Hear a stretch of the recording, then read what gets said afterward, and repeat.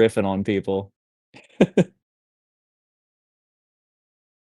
Yeah, I think that's it's a bummer to see my grandfather in like the early stages of basically death. You know what I mean? It's a bummer, but God, even though he's like right on the precipice, right about to go over the edge of cross the Rainbow Bridge, he still has moments where he's pretty aware, pretty clever. He's got something smart ass to say, and it's like I think like maybe the dementia is kind of working in his favor in the humor department because he's like he doesn't exactly remember who he's talking to, So instead of Hey like man, no holding filter, your no tongue, problem.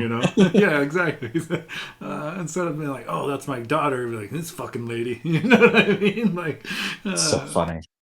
It's weird how we're able to find humor in things as like, overtly sad as that. There are still those moments where you're like, God damn, life is just weird. Like, why am I laughing at this?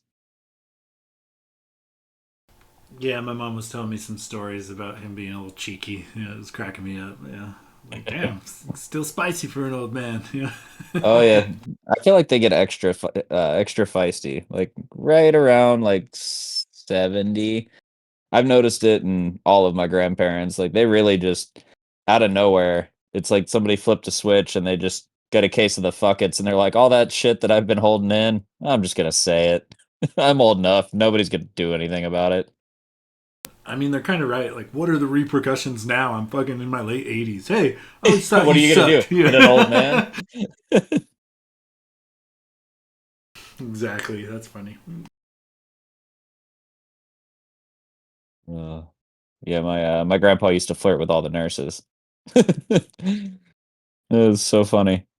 Just like the most quiet, sweet old guy. To the best of my knowledge, he barely ever really dated outside of my grandmother, who he divorced, and they like stayed good friends. And then he gets to the hospital and just like he's macking on everybody. And this is a dude who like barely says a word to anybody. It was fucking wild.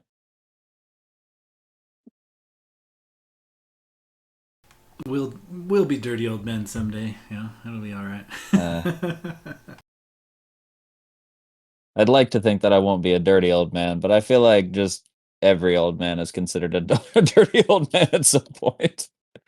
Plus, I've got the look. I'm either gonna be like the old hippie that everybody likes because he's just a chilled like dude who's kind of like a fly on the wall, or I'll end up being that cantankerous old man who loses all filter and slowly slips into insanity. I mean, both sound good, but the second sounds more fun. It's fair, yeah. It's more wild ride.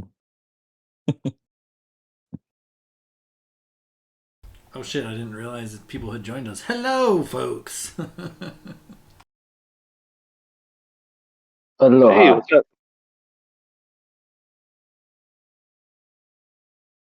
I was just enjoying the conversation. Yeah, we were just chatting. My like I told Dakota, my grandfather just got diagnosed with stomach and liver cancer, so it's kind of a bummer. Yeah, and Oh, then my geez, I'm he lives sorry. he lives like several hours away, so I don't really have like the funds to just run down there and say what's up or goodbye rather. But it is what it is. He's still a cheeky old bugger. He still cracks me up. He's still watching Drew Carey on The Price is Right, and the Duke gives some people the business every day. So Did he have he's. anything to say about the transition to Drew Carey? I didn't quite get that deep. I think we stuck to some of the products, but good for him. That I mean, because he kind of has dementia. Sometimes like it's like a rerun, so it's like shit from the '90s, and he's like, I wonder if that's comforting. Like, oh yeah, potatoes are fucking $1.25. Those sons of bitches. I was going to say, I wonder if old people who watch it still, if they see some of the stuff and they'll be like, "What? That was like 20 cents yesterday. How are they saying it's $5?"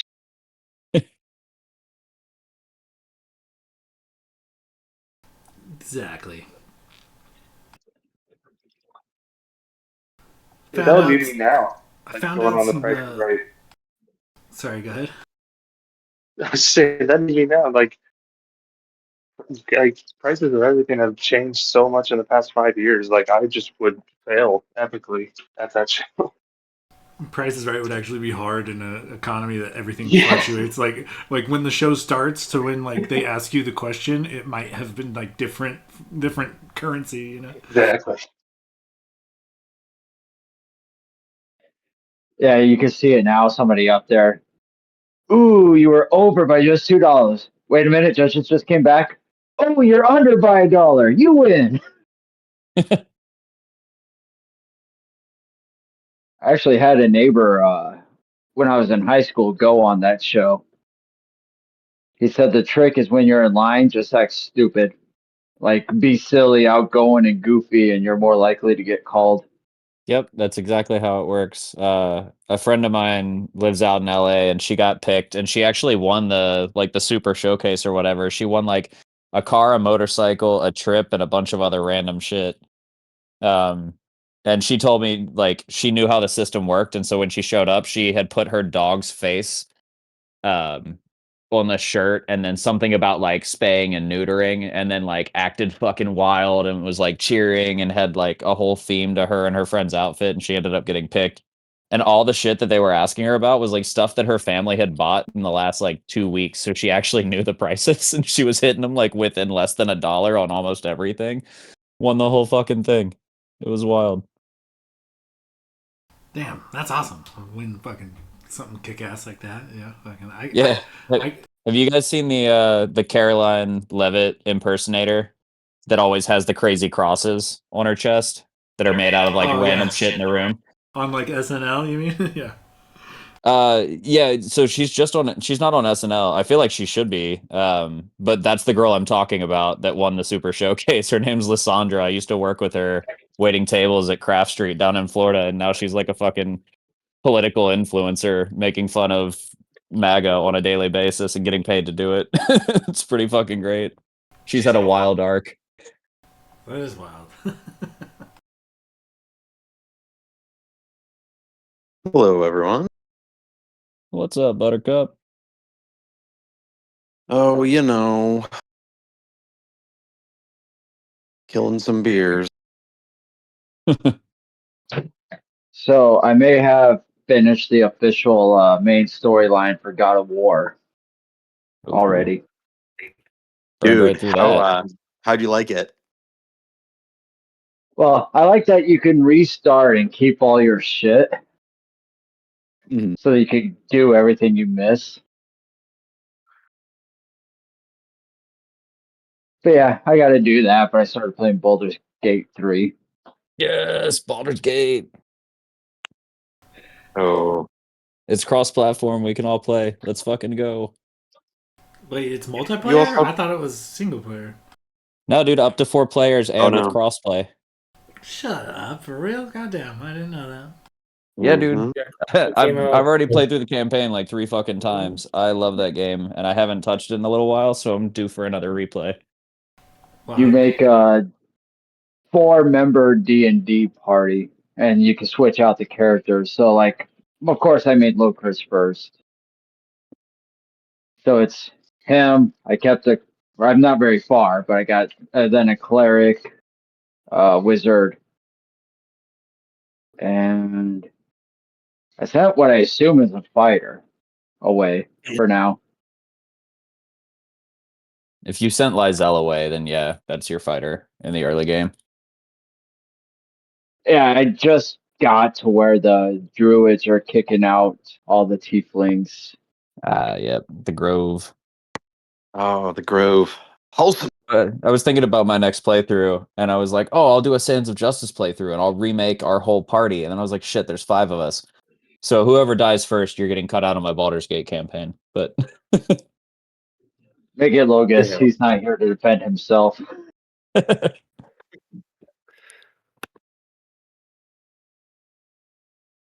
All right, so you party people ready to begin? bring it on. Yeah, man. All right.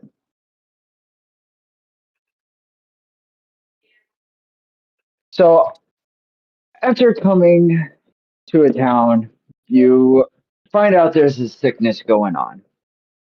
You have been tasked with finding the cure. You head up to Jaren's outpost. after finding out it's called the Frigid Woe. And you find out that you have to go to the Frostburg ruins, which is where Rogar Greyhammer had found the disease to see if perhaps a cure was there. Upon the way, Hall unfortunately was stabbed so that we could write his character as being mute and not doing much. And then after going through a pungeon in order to save him, the party heads back out. They come across a druidic grove, which temporarily cured Winston of his frigid woe, as he was down to 10 feet, and that would be too quick. As well as gaining some extra powers for being the balance between humans and nature. As the party continued on, they came across a cavern that they determined was the home of the ancient white dragon that they saw get pulled under the ocean by a kraken, not coming up, presumed dead. Upon entering, Slim advances ahead of everybody, setting off 6 skeletons that rise from the snowbanks and attack the party. After some quick work, the party destroys them. A couple punches and bruisings, but nothing serious. And that is where we left off.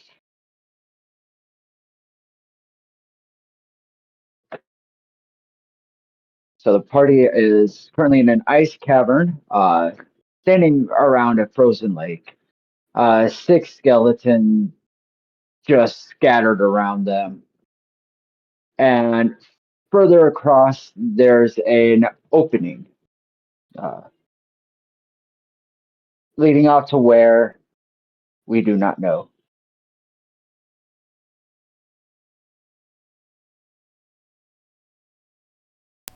So, okay, I forget. Did the skellies that were attacking us, did it look like they had any, like, gear? Were they using, like, weapons, or were they coming at us like claws?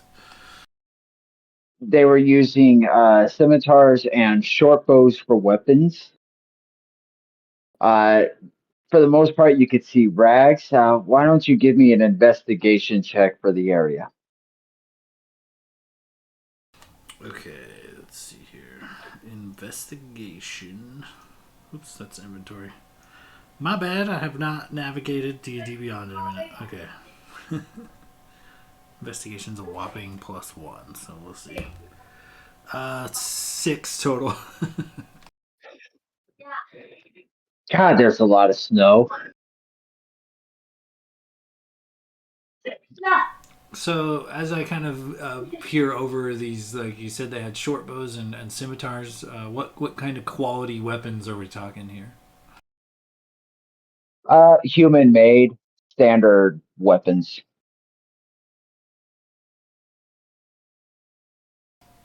Slim will make an attempt to collect the regular weapons and whatnot, just in case he's. Noted. You have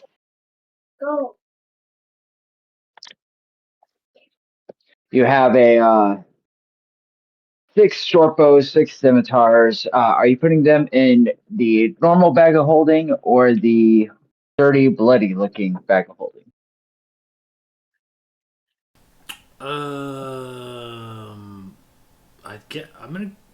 I'll put the bows in one and the swords in the other. And Kai walks up with his bag of holding, which is the normal one. So you can put anything you got in here, man. I'll drop the 6 was it scimitar swords or whatever, the melee weapon in the normal, and then I'll put the bows in the, would you say, a bloodied bag of holding? On the pirate ship, you had found a bloodied, dirty, what appears to be a bag of holding. And then the ghost gave you a normal looking and operating bag of holding. You have yet to check out the original bag. Who's holding the original bag?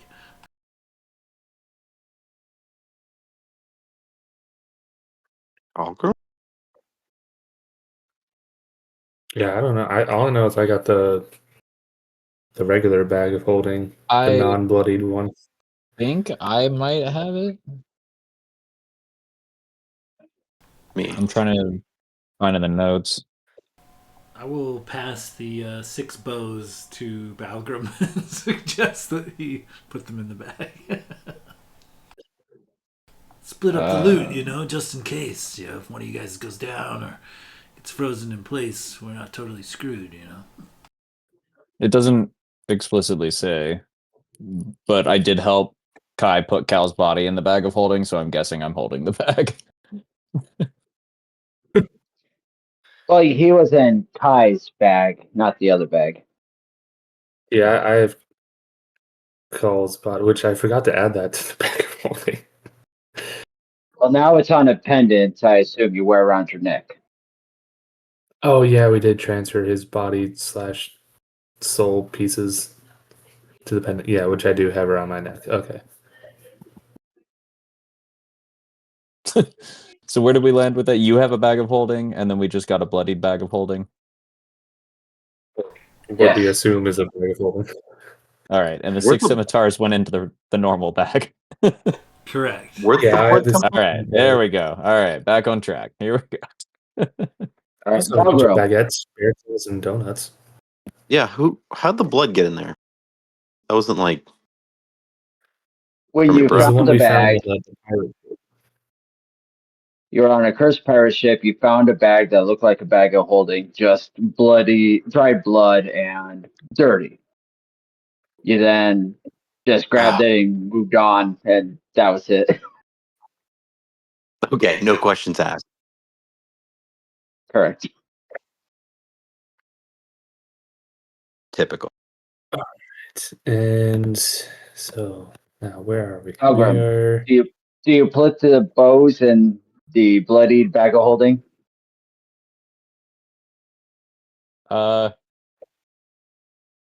Yeah, I mean, why not? We're the type to take them all. So All right. When you put something in a bag, do you typically drop it, or do you try to put it in and have part of your hand go through? I mean, bows are pretty long. I'd imagine that he would slide the bow in until it got to the tip of the bow he's holding, and then he would just let it go. He's putting 6 in there, so he's kind of just sliding them in. Okay. 6 bows go into the bag.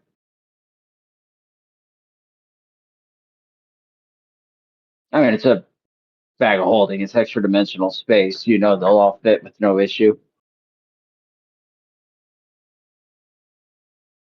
Okay. All right. So you said there was what appeared to be like an opening leading further into this Yes. At the deeper into other the end of cavern. at the other end of this cavern is an opening leading further into the whole cave and stuff. Well, guys, I mean, we're already here. Should we keep delving in further? I mean, we have to cure the frigid woe, but at the same time, we have a relatively good idea that this dragon's cavern is now no longer guarded, at least not by a dragon. And he gestures to the shit ton of bones in the snow that we just pummeled. We might maybe make a pit stop and cash in on a bit of loot. I could use several thousand gold pieces. How about you? I mean, Winston, how you feeling? We got like a slight extension on your guys' curse, right? Because that weird forest lady in the middle of the tundra. I mean, I do. I feel great. It's Slim. Um, Slim is the other one. Yeah, Slim is like kind of his fingertips are a little bit blue, and his he's got a pale complexion, sunken eyes. Finger falls off. Yeah. He's now as fast as a normal person. I mean, Slim, if you're feeling okay, I mean, you're really the one at most danger here. So, I mean, if you're feeling fine and you want to go forward, then I don't see why not. Well, I feel terrible, actually, now that you mention it. But pocket full of gold would chipper me up real good. Everybody, give me a perception check. Perception. What is my perception? Oh, plus So I 3. gotta get rid of these dice. I'm looking at a 2 on the Oh, die. I rolled a 5. 8 perception for Kai. I don't have advantage or anything, right? No. Oop, that's Glader.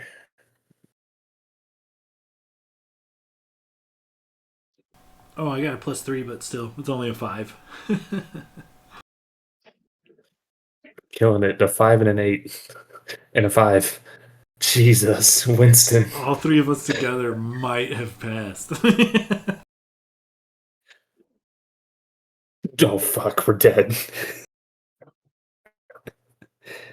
Sorry. Oh, fuck. Y'all didn't pass either? I think our Yeah, high the was an second 8. highest score. I got the highest roll with an 8. Nice work. I'll pat you on the back. All right, yeah, all you see is snow. Well, that All right, feels guys, ominous. this cavern is clearly perfectly safe now. We took care of the skeletons. We saw a dragon miles away get pulled under the sea by a kraken. So clearly, this cave is safe. So let's just keep going forward. Yeah, and dragons hoard treasure. That's the important part. And that was a big fucking dragon. There's got to be treasure in there. I say we go for it. Seems clear to me. All right, as the party moves forward, you come across to the other opening, and after crossing the lake, and you come across a fork. Continuing on straight is open. There's ice and snow. You can see Winston, what appears at one point was a stream, frozen over, continuing on. To your right, you can see a pile of rocks. It's a smaller tunnel and just a pile of rocks blocking the pathway. I'd say it's about 10 feet wide versus the stream going forward, which is more of 20 to 25 feet across.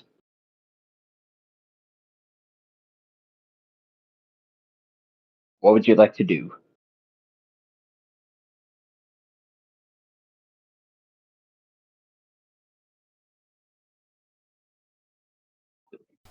So the rocks are blocking our path then? If you wanted to turn down the tunnel to the right, yes, there's rocks in the way, you'd have to clear them. Straight is a wide opening.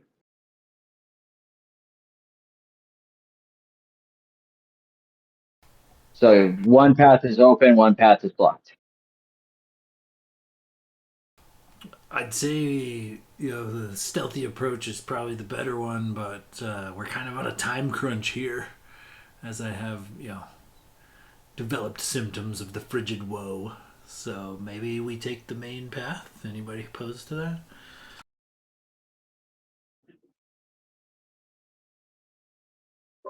That's fine by me. Fine Unless here. you see an easy way to move all these rocks rather fast. I don't know that we have much of an option.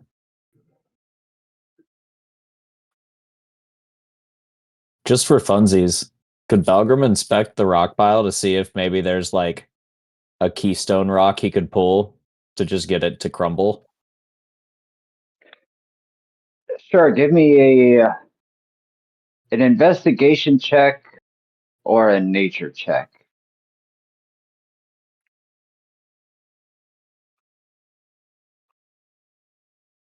Could Winston aid? Absolutely. I mean, I don't think he needs a higher score, but Ah, What? so yeah, as you take a look at these rocks, you see that there's none that are particularly heavy. Uh, they're not stacked in a way where pulling one rock is going to clear a huge path, but you could tell that with a few minutes, it wouldn't be the hardest thing to make an opening.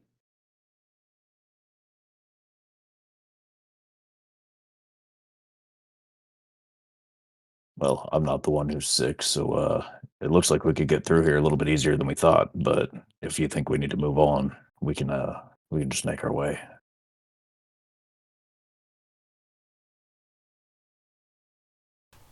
I mean, how easy is easy? Let's give her a shot, I guess. All right. Balgrim will just turn around and start trying to shift rocks. Clear us a hole big enough for a fucking orc. All right, Balgrim, give me a strength check. Despite being an orc, I am not that strong. Can I give him the help action? I'll take the stones as he like passes them back to me and kind of toss them off to the side or something. I'd like to cast cutting words. Fuck, I'm not playing.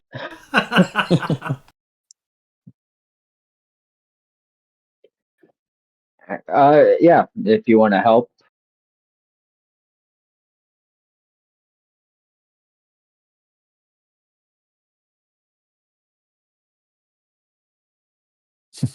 Mm, I'll stick with the 19. All right, so Balgrim, you start to just take these rocks and you're moving quickly. Flynn comes over to try to help, but maybe it's due to the cold.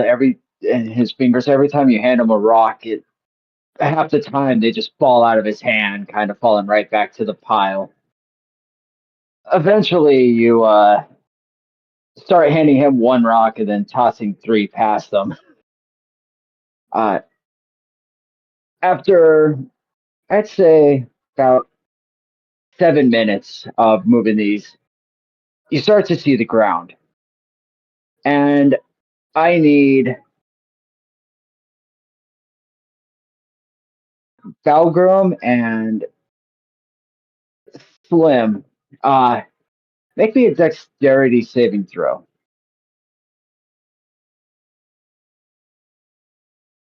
A dexterity saving throw. I'm actually Good decent thing at my these. paladin and I'm heavy gonna armor I'm gonna is. roll my red dice instead because my blue dice have just been terrible so far. Oof, not greater. I'm looking at an 11 on that dex save. All right, Balgrim.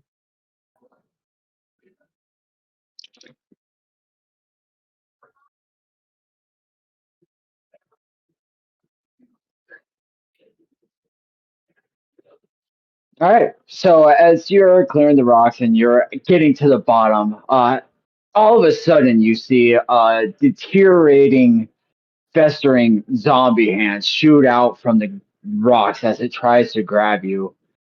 Balgrim, you're just easily move your hand away. Slim, you're a little slower. Again, probably might be due to this sickness, and you could feel the fingertips touch you as it leaves a little skin and dried flesh attached to your arm, but you're able to pull away. And standing up from the pile is a zombie.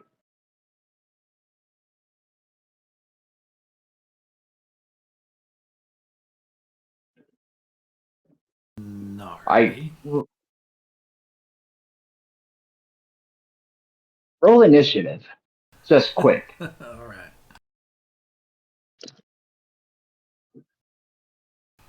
Hey, I didn't roll too bad on that one. Let's see.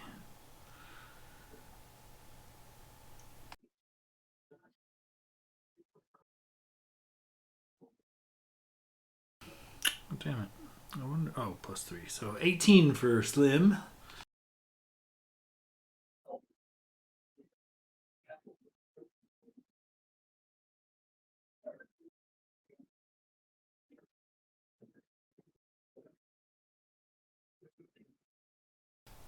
Did I take any damage from this thing grasping me? No, you made the save, so it just left a little decaying flesh.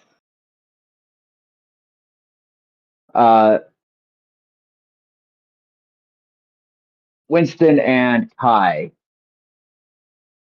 I'm sure you were at least right there, so you would see all this happening. So if you want to give me a quick initiative roll. Oof.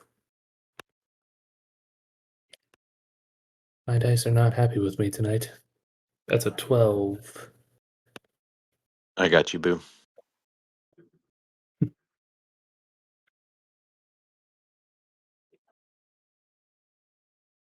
Or not. All right. For this encounter, and you'll know why, we're going to use Theater of the Mind. Slim, you're first to act.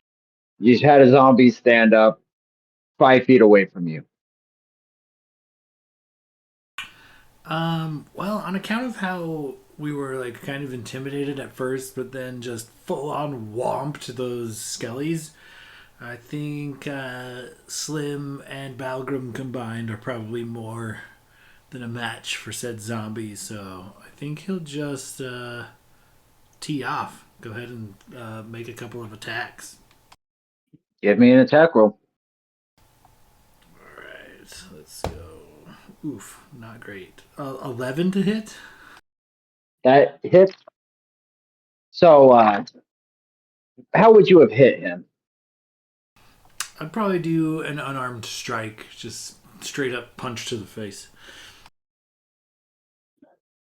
All right, so you just bring your arm back and you rocket it forward, and you just knock this zombie's head clean off as it crumbles down to the floor. There's a zombie with 1 HP. Oof. I want. Were we supposed to, chat him up, or that was a little too easy? You're welcome, Balgrim. I saved you.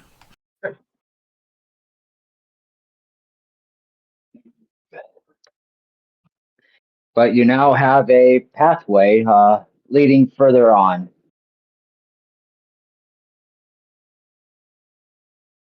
I'm just impressed by your reflexes. I mean, to be fair, I dodged it first, but I mean, you got the jump on him after he touched you. He just pats you and starts kind of moving forward. I'll follow Balgrim.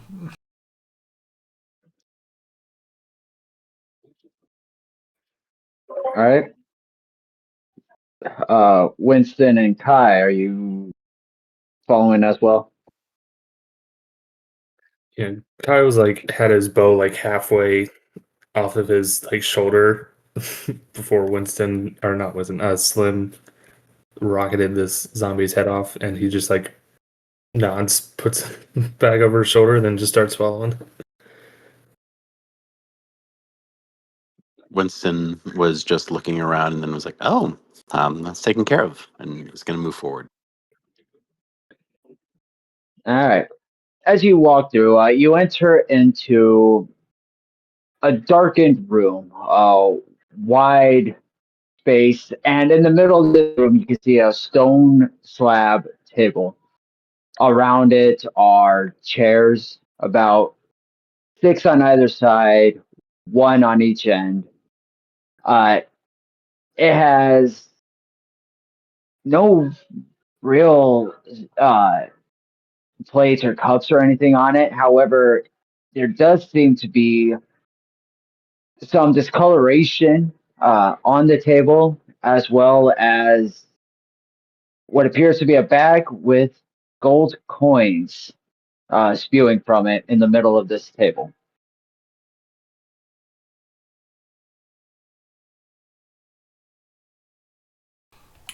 Ooh, I think a bag of gold coins is probably Slim's weak spot. I want to kind of investigate this little situation and make sure it's, maybe it's like a pressure plate or maybe it's trapped or something. I'm definitely gonna look around for traps. All Yeah, I right. was gonna say Balgrim immediately turns and like puts a hand on Slim's chest and says, "Whoa, big guy. That's a little too enticing. Probably something wrong there. Take it slow." I mean, it makes perfect sense right here on this table in this room just to have a huge bag of gold. That's what I would do if I was a dragon. I'd have a bag of gold everywhere. It's like decor for them or something, I think. That's what I heard. Why don't we check it out first? And I'll make sure I can check for traps or something. All right. Whoever wants to investigate, give me an investigation check.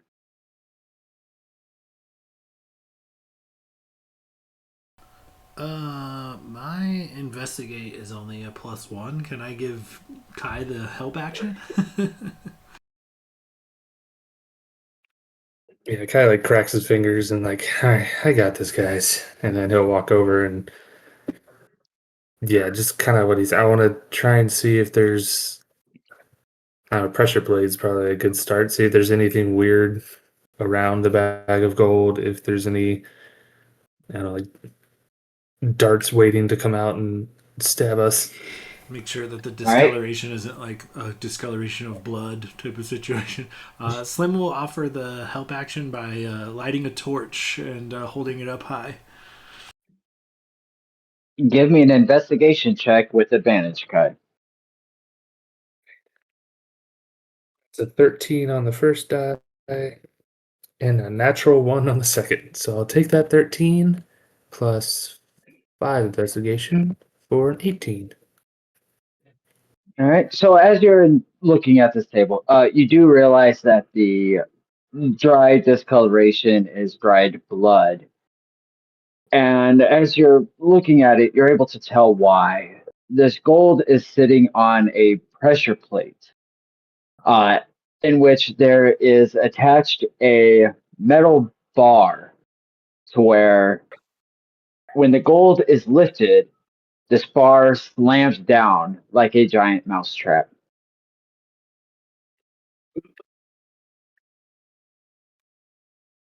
Uh, Can I tell if it's like real gold or is it just like fake gold for a trap? Uh, Based upon where the bag is, like it's not a normal dining table; it's a wider one. You Mhm. can't really tell from your spot. You'd have Okay, to fair enough. get a closer look at it. Yeah, fair enough. Okay. Yeah, so he'll just turn to Slim and then just kind of like take his like put either his hands on either side of his head and just like turn his head to lift up to this giant iron bar that was ready to slam down and crush him. Yeah, so you take that bag of gold and you're gonna get smushed. All right. Mousetrap style. Gotcha. Slim wants to pull out his. I have a quarterstaff, and I think I have like a staff of extending.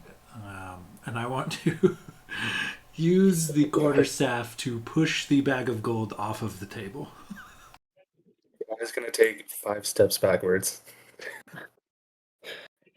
All right. Give me a dexterity saving throw. And this is more going to be to see if you're fast enough with this quarterstaff to not have this giant bar smash it in half. Okay, 16 on the die does become a 21 dexterity saving throw.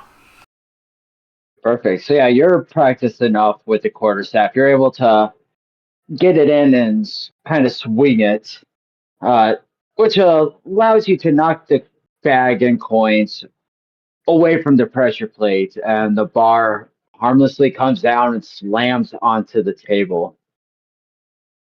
Uh, Slim, as you get excited and you pick up a gold coin and you start looking at it, you realize that it's actually lead and it's just gold painted. Son of a bitch. You guys, I think I hate dragons. First of all, it's not gold, it's lead. I toss a handful of the supposed coins to the party. And what's with the undead? Is that a thing? Is that something I just didn't know? Are dragons like necromancers? I don't know. I don't know. I'm not really sure on that one, but for what it's worth, you looked really cool doing it. That was pretty crafty.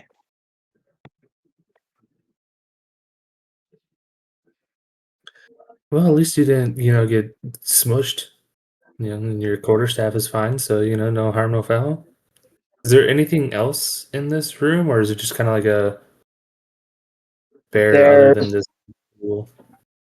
there's nothing of note within the room. However, there is an opening on the other side. Well, should we continue on forward, guys?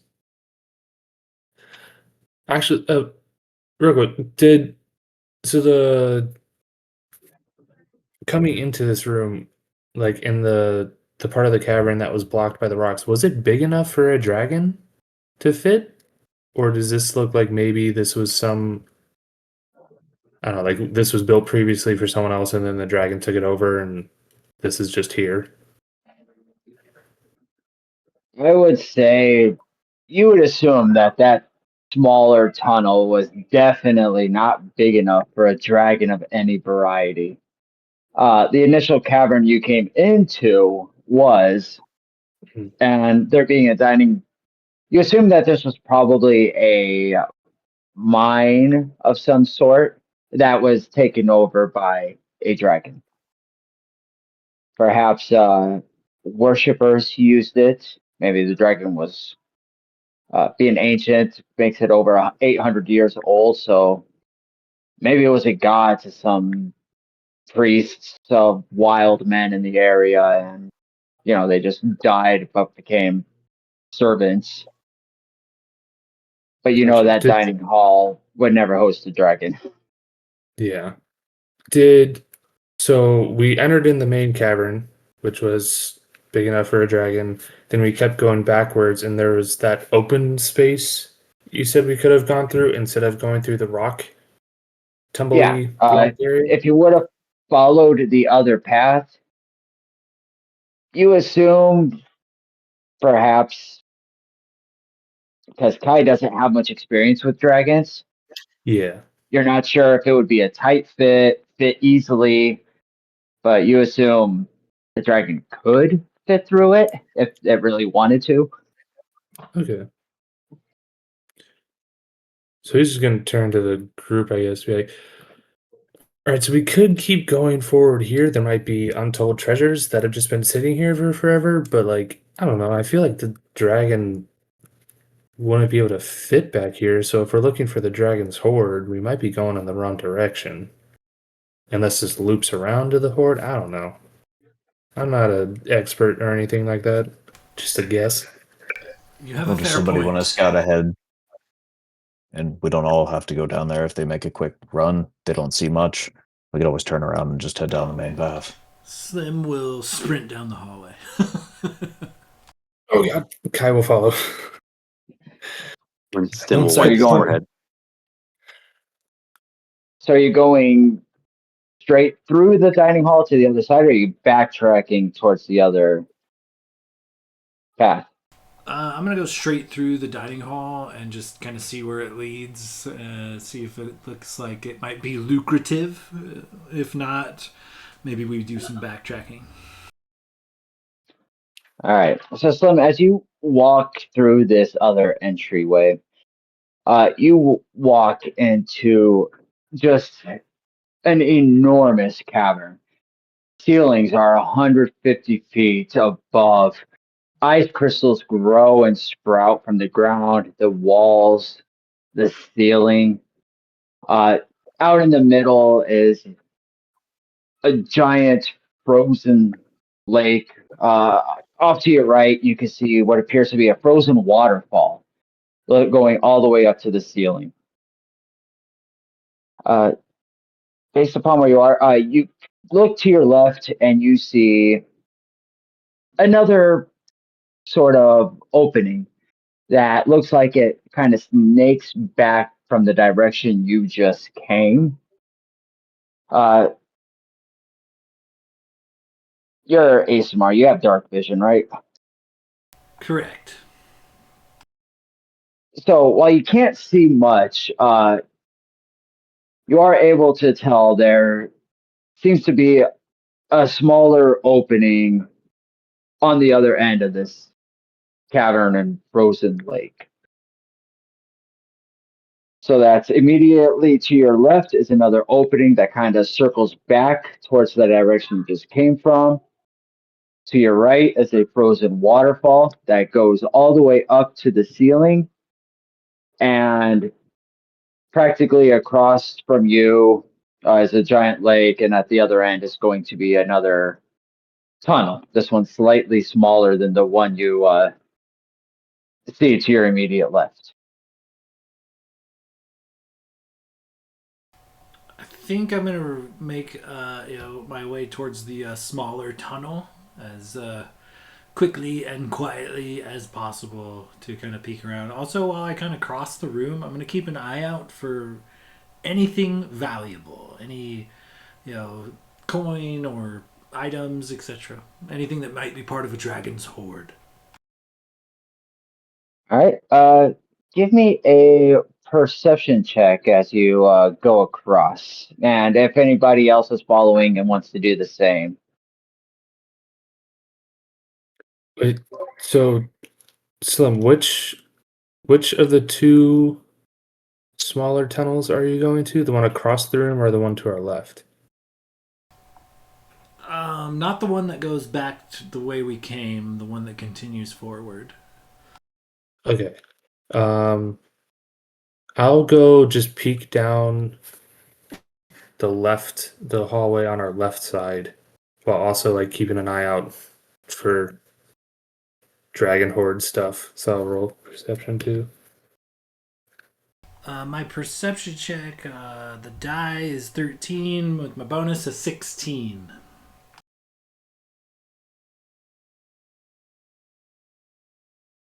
I rolled a whopping 10.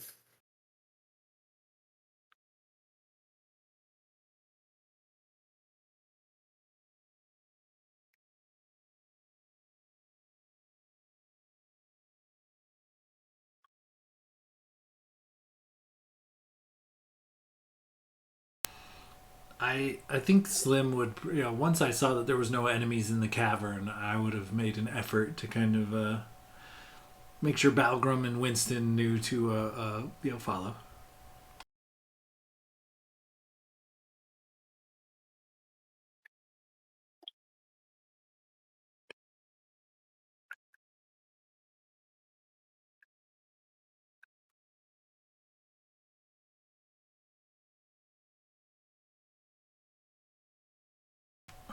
Caca could be the signal. I don't know. It echoes through the icy hall. Caca, caca, caca. So muted. Oh, sorry. I realized I was starting to describe it and I was muted. All right. So Balgrim, as far as I know, you and Winston are still in the dining hall towards the opening. You saw Kai go left, Slim go straight. Kai, as you go towards that opening to the left, you come across what appears to be a frozen, dried-ish stream that you assume is the same stream you would have followed had you continued down the other path. Slim, as you are crossing the lake, keeping an eye out, you noticed through this ice what appears to be a hobgoblin warlord.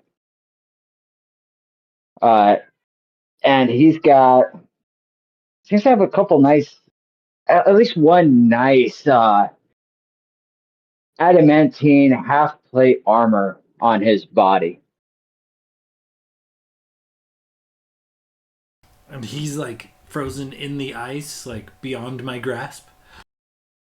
He is frozen underneath a slab of ice that you'd have to somehow get through in order to pick it. Bummer. I did not think that an ice dragon might encase their treasure in ice or enemies. But I will make sure to kind of, do what I can to catch Winston's attention from the doorway. Like wave my arms around a little bit and then point. Like, is there something you could do about this? That'll be great. Looks valuable. I point to this dead hobgoblin in the lake as I kind of make my way towards the other tunnel.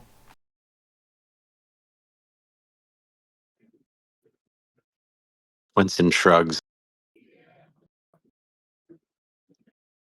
Yeah.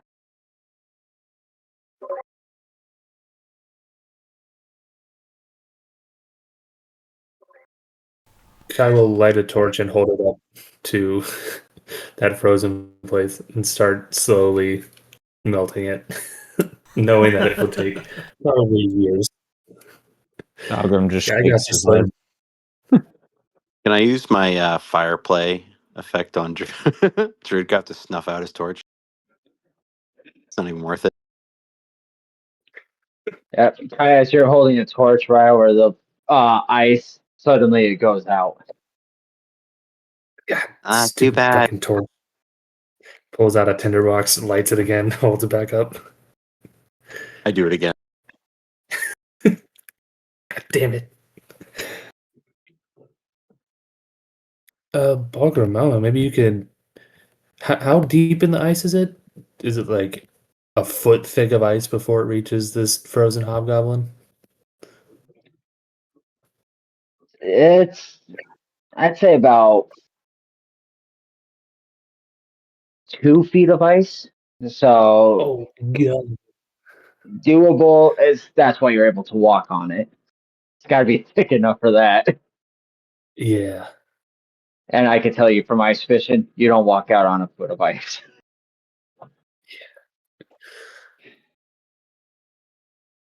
Mm, I mean, I could give it a shot, but it might take a while. yeah, I don't think I have. What's in Thieves' Tools? Is there a crowbar in Thieves' Tools? Nope.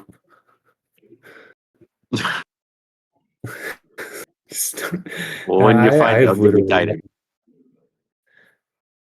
yeah, fighter slash rogue does not really have the tools to work through 2 feet of ice.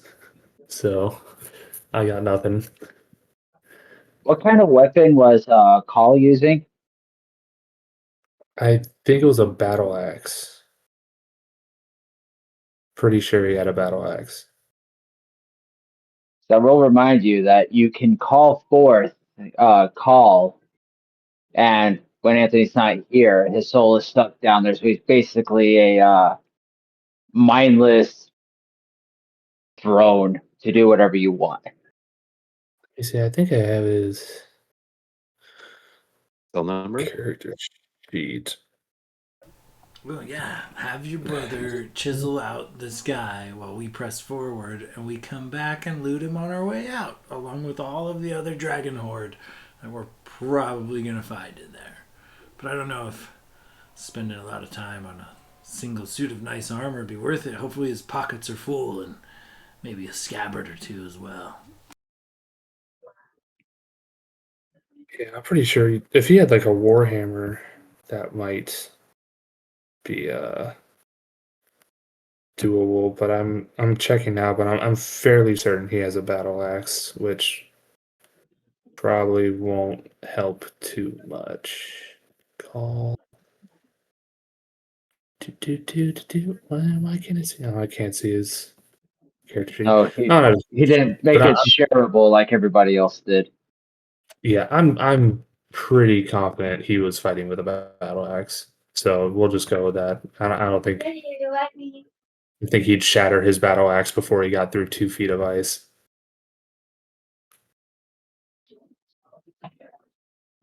or just greatly damage it.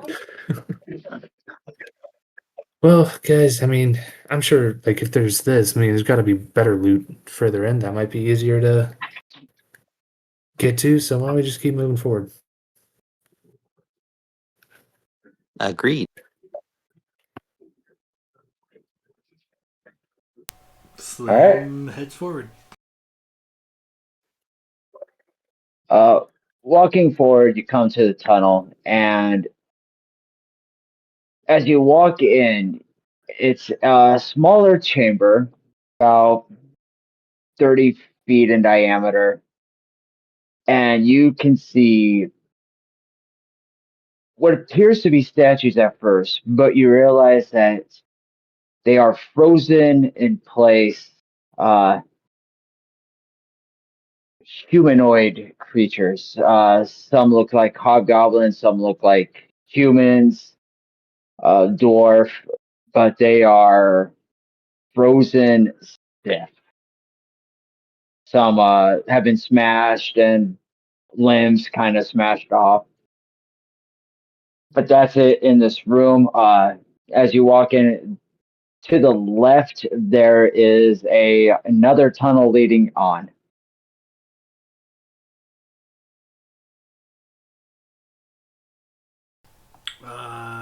Slim will inspect the frozen statues for valuables. Perhaps chisel out a coin purse or two if it is worth his time. As you investigate these bodies, you realize these aren't lightly frozen. They are dragon's breath frozen. There's no chipping anything out of their bodies. Well, interesting way to go. What do you think, fellas? Hopefully this thing's dead, right? Like, the squid pulling it underwater should have killed it, right? Yeah, I mean, I'd like to think we watched it die. It's unfortunate that this fucker froze everything, but I guess that makes sense. We didn't really think that one through.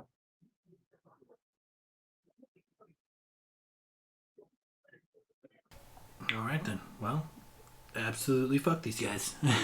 Slim will walk down to the next tunnel. All right.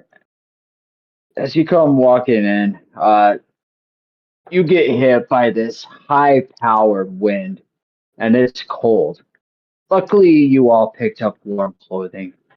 So while you can feel little bites through your coats and pants, it's not enough to completely freeze you over. As the party makes its way through and starts crossing, uh, let's see, that'll be a Slim. Does a 26 hit you? Yeah, by a lot. Uh, who would be second?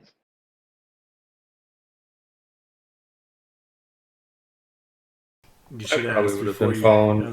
following. Probably Kai, right?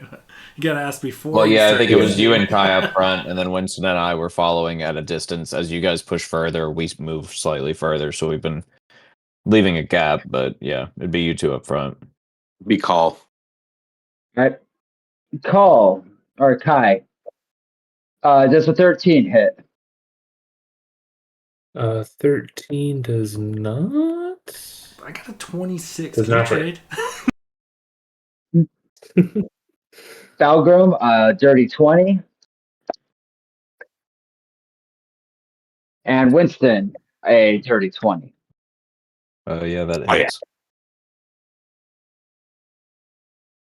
All right. So as you come walking in, all of a sudden, Slim, Winston, and Balgrim, you feel these tendrils just wrap around your bodies and just grab you and hold you in place. Kai, you start to feel it too, but you take your weapon, give it a little jab, and jump out of the way. And as you follow the tendril, you look up and you see what appears to be a stalactite. These four tendrils just hanging down with your three pals now in its scrap. Everybody roll initiative. And while you do that, I'm gonna go lay the boys down.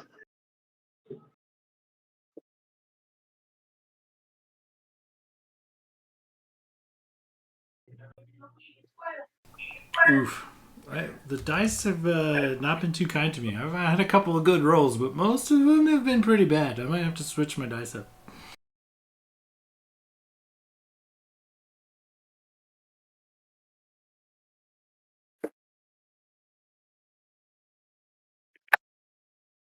Ooh, that's a 15 plus 3. 18 initiative.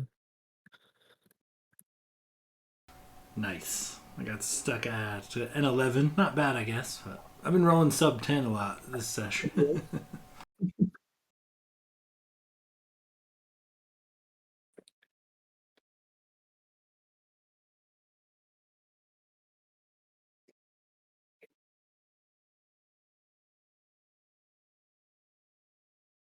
Yeah, rough.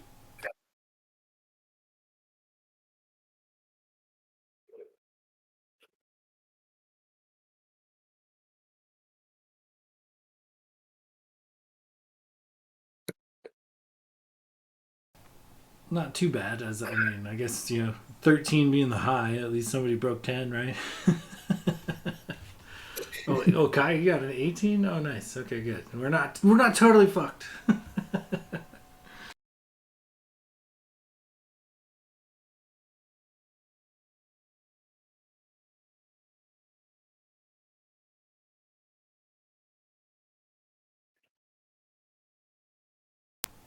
Tentacle stalactite monsters. This is probably not going to be as easy as punching that zombie's head off, I think.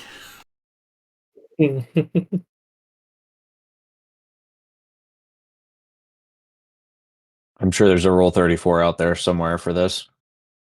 I mean, they're tentacles, they're pointy. You get it. I mean, one might say the ceiling is hung.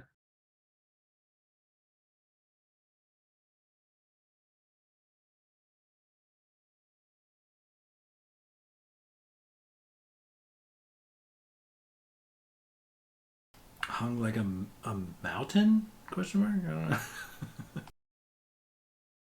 Yeah, no, it wasn't my best. After I said it, I was like, the wording did not make sense the way I wanted it to. I was trying to play off of like hung like a horse, but I got nothing. Hung like a I don't know.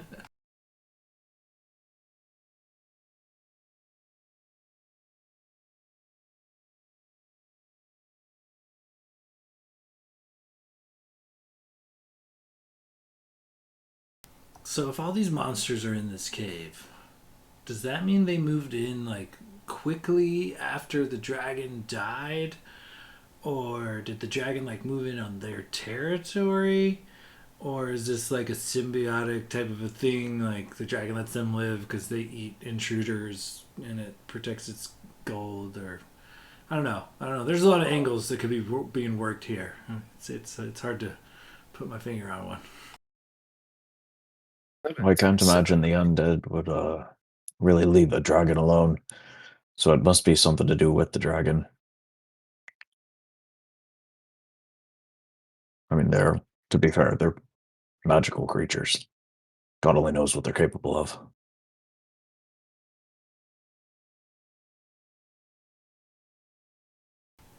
Hopefully, in all that terrorizing the landscape, it was capable of amassing a bit of wealth. That way we can, line our pockets and not just maybe get murdered for nothing.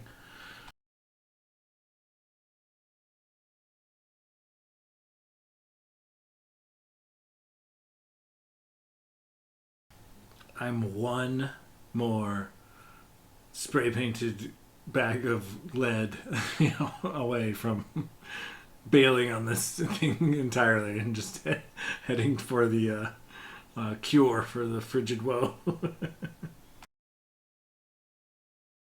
What a dirty trick. I hope it was that hobgoblin who did that shit. The one at the bottom of the lake that's all frozen. Yeah, got what he deserved.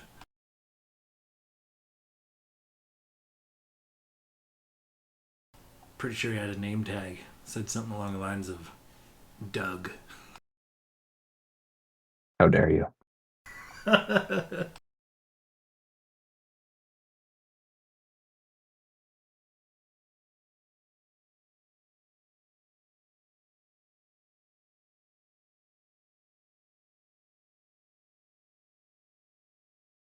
I miss Doug.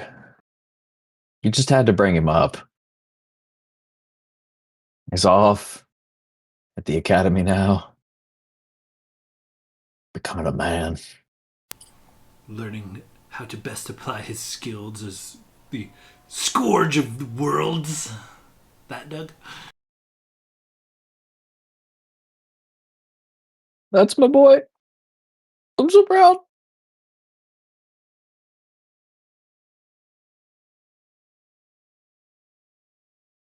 All right. First up on this initiative order is going to be Balgrim. Balgrim, you are currently snagged in a tendril by a icicle-looking roper hanging from the ceiling, about 20 feet up. You are currently considered grappled and restrained. Okay. I thought you were fucking with me. My initiative was 8. I'm fairly certain that I'm probably lower. Or I thought you were just being mean because I roll garbage. no, Kai. Kai had the 18. I saw the 18. I'm like, all right, I remember one. No worries. That would be so dickish. Yeah, Right. just I don't give a fuck what your initiative was. This is who's going first.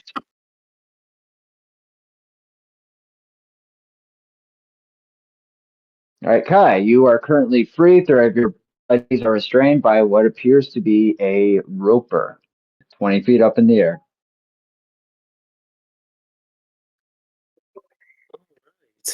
Um, yeah, I'm gonna take out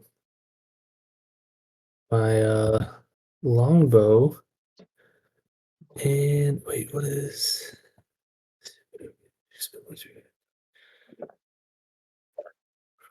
No, if they're restrained, that doesn't do anything. Yeah. Okay. Yeah. So I'm just gonna take out. Yeah, take out my longbow and take a shot at this guy, 20 feet in the air. All right, give me an attack roll. All right.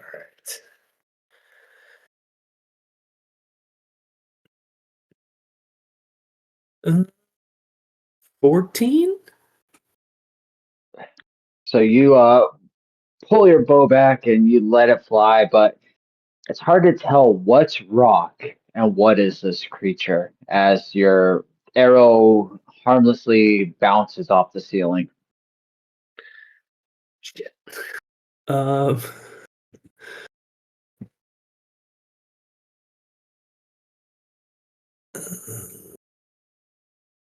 God. Yeah, I mean, probably I'm gonna move away at that point. Is there anything like What are the ones on the ground? Stalagmites?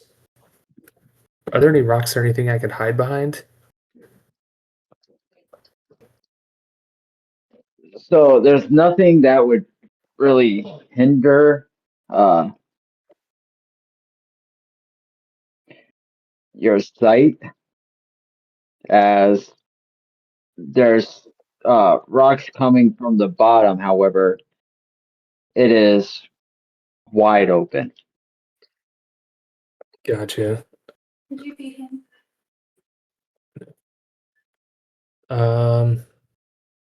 Yeah, I'll just take I'll go like 10 feet to the right, like moving into this area a little bit. but just trying to get some distance away from this roper. I am doing what I forgot I should have done a while ago. Turn that flash off.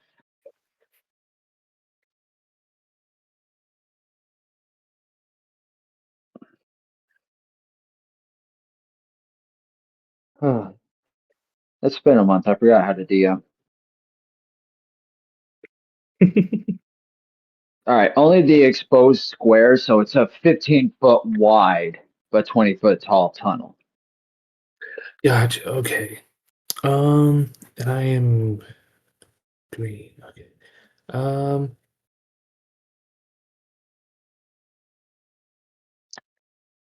I'll move back so I'm in front of Winston. I believe is Winston purple. Yes. Yes, I'll move. I'll move back so I'm standing in front of Winston. All right. And that's it. I don't really have any useful bonus actions, so that'll be my And turn. that brings us down to Winston. Winston, you are currently restrained in a tendril. You got Balgrim right next to you, and I just moved to right in front of you. Hmm. So, I actually didn't even know what a roper was until I looked it up. Kind of a Cthulhian looking thing, huh? Yep, it looks like a stalagmite or a stalactite with fucking razor sharp teeth and tendrils. Not good. Um, damn. Okay, so I think I'm going to maybe just try out my kind of like as I'm grappled and I'm imagining like being held upside down. So the spell that I like inherited was a chill touch. Is Yes. that right? I guess I'm gonna try that out. On maybe the tendril that is attached to me. You want to try chill touch? Yeah, maybe Winston panics a little bit and it's just like doesn't even know where it comes from, and then just tries it.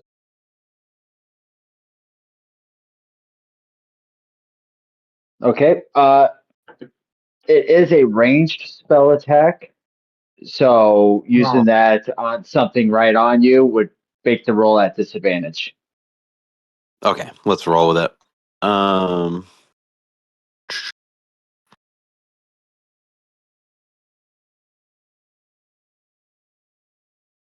and that uses my spell hit. Yes, your spell attack roll.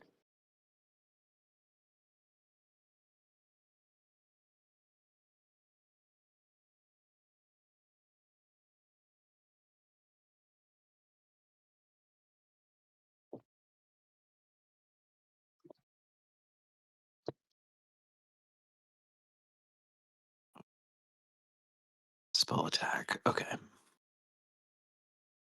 Sorry, I'm putting all the pieces together here. It's all right.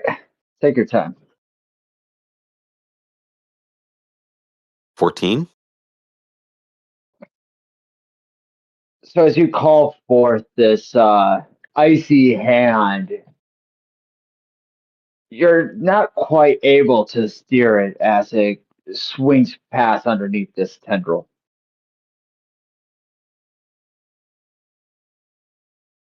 Damn.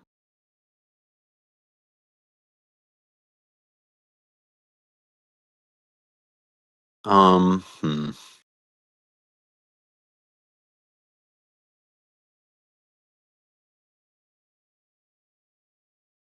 I guess. Hmm.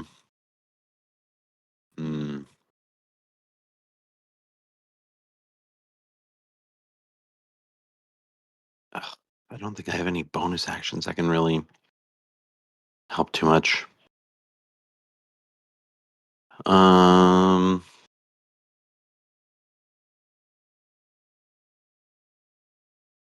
I guess I could put down a totem.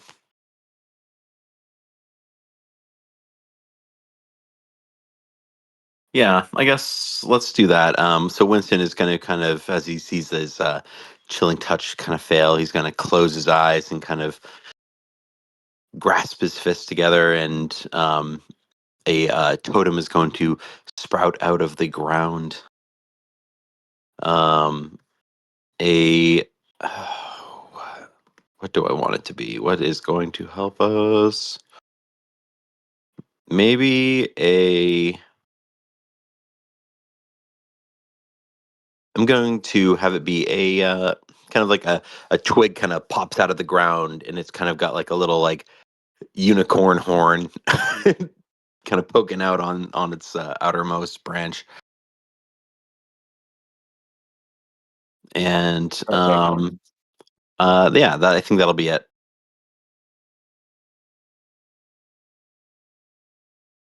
All right. And what does that one give you? That one is advantage on checks to detect creatures, and heal spells also heal 4 HP to allies. Perfect. All right. Moving down is Slam. You are currently restrained in the tendril of this roper. Okay, so this thing's got me held.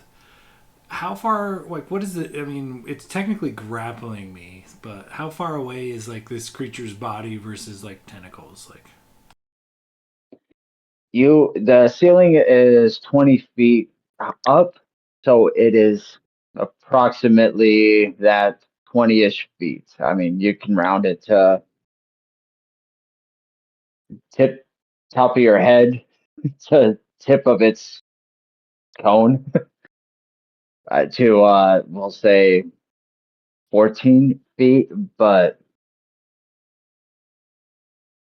technically it's about 20-ish feet.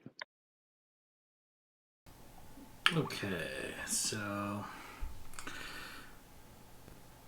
I need. So if it's grappling me, would you consider it to be within 10 feet of me, or would its, like, tentacles be, you know, more like a not quite the body? The tendril is on you and you can't attack that. However, the body itself is not within 10 feet. Okay, so if I had an ability that required the creature to be within 10 feet of me, it would not work? Not against the creature proper. Okay, so what I'm going to do from being restrained, I guess, is I think I want to either make an attempt to not necessarily break free, but maybe use any momentum I can get, like use my movement or whatever, to try to get closer to this creature. So whether that involves, climbing up these tentacles or doing like a little parkour action, maybe grabbing a couple and finding a good footing on a rock or a wall and kind of kicking my way up towards it. I'm going to try to get in this creature's face, within melee range of this creature. So what kind of check would I have to make to I guess parkour, maybe off of the stalagmite or the wall or something, to try to actually get up on this creature? Being restrained, your movement is automatically 0 feet. So it's like a standard action to utilize like a strength or acrobatics or something to try to get out of being restrained? Yes. It'd be a strength check to. I'll allow you acrobatics also, since you're made a slim, wiry sort of character. He's definitely not strong, So I'll but say in athletics or acrobatics check. okay. I will make an acrobatics check. Ooh, that's a critical fail. 91. I'm tossing these dice away. They're failing me constantly. It comes out to a 6, but still. So you think to yourself, I am one with the shadows. I shall allow myself to be consumed by the shadows and be free. And you close your eyes and you think darkness. And then you open your eyes and you realize you haven't moved an inch.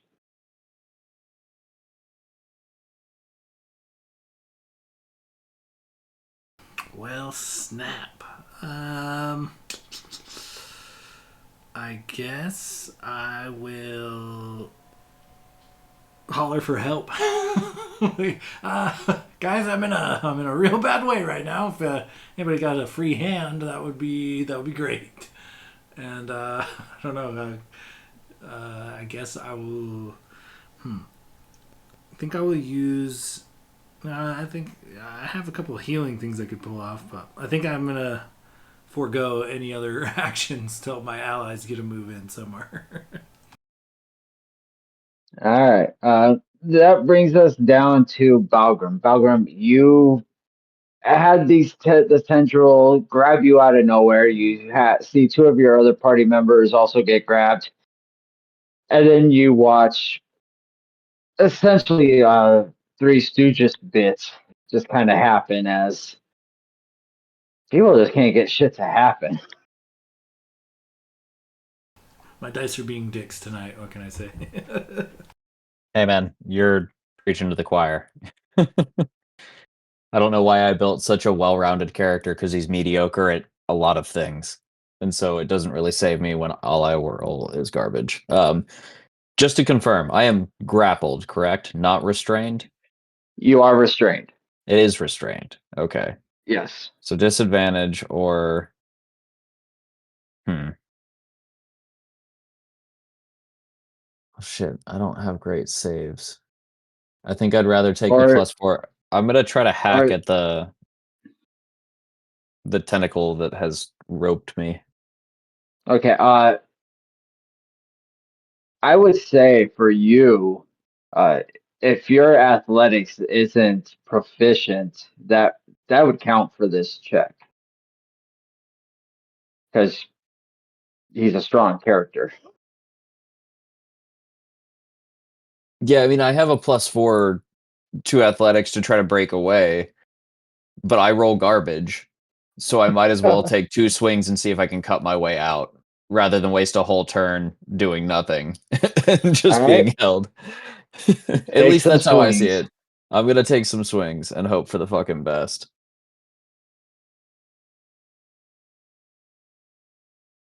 Alright, I mean, it canceled my fucking nat 20, but I'll take a 14.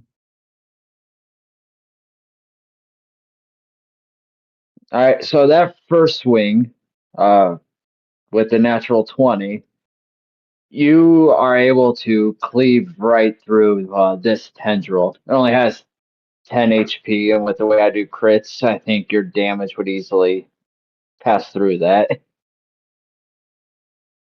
Oh, just to clarify, I was rolling with disadvantage because I'm restrained. So my roll would have been Oh, a that's 14. correct. I don't have a second attack yet. I think that That's might be right. 5th level. So much like your friends, you just cannot get a swing around at a good angle to get a hit.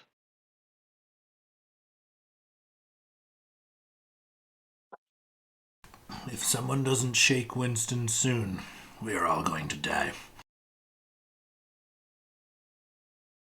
I think that's three of you now that got a 14 on your attack roll. You guys are getting attack rolls?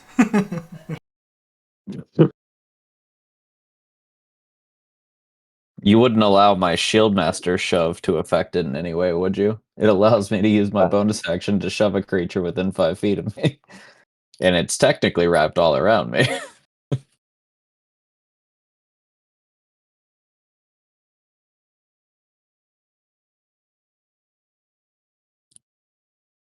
uh, Hard to shove when you're grappled. Yeah, I'm just being yeah, a dick. I know it's not gonna work. I guess that's my no, turn. I'm stuck. I will say, since you have this Shield Master Shove on your next turn, I would allow you to use that bonus action in order to get rid of disadvantage on either trying to break the grapple or attacking a tendril as you use the shield to kind of push it back a little to give you a little bit more clearing space. Okay, yeah, that seems more than fair. I'll take that. But I guess for now, I'm just swinging in the wind. All right. That brings us down to the Roper, who I rolled a natural 1 on with a -1 dexterity. So you guys had plenty of time to break free.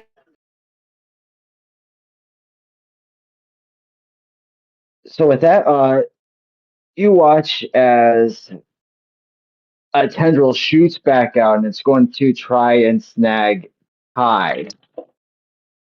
And that's going to be a 25 to hit. Oh my god. Yes, that hits. God damn it. Ropers have a 50-foot reach with those tendrils. Is this Roper Those about really, to TPK us? we'll find out. All right, I need a D4. Actually, let's make this fun in chat. 1 is Belgrum, 2 Kai, 3 Winston, 4 is Slim.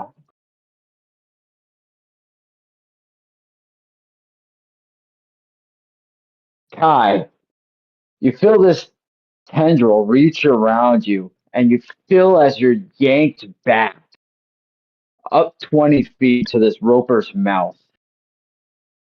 Uh, does a 17 hit? A 17 on the reach round does hit. Ouch.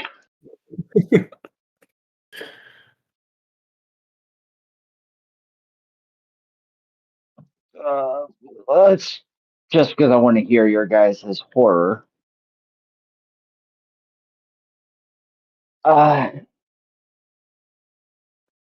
What? Holy balls. Avery hates Locust, but fuck does she love TM. He would still be within 30 feet of me. Yeah. Yes. I am gonna use my Rebuke the Violent. In my it costs my channel divinity, but immediately after an attacker within 30 feet deals damage with an attack against a creature other than you, you can use your reaction to force the attacker to make a wisdom saving throw. And on failure, the attacker takes radiant damage equal to the damage it just dealt, or half on a success. So I Oh, need a that's wisdom sick. saving throw. That's a fucking Holy sweet ability shit. right there. That's I only get to clutch. use it once a long rest, but like when I like it's it's a pretty good fuck you button once a day. Hell yeah. That's sick. Let's see how much Avery likes Balgrim here. Wisdom save. Winston saying. It's not a Ooh, high a save plus. for what it's worth, but It's gotta you be never like know. it's gotta be like 13 or 14 though, right? It's 13. Holy Hey. shit. All right. Fucking so yeah, in this moment, like Kai takes the hit, and you just see Balgrim's eyes like flash white, and he just goes, "No!" And you see this beam erupt.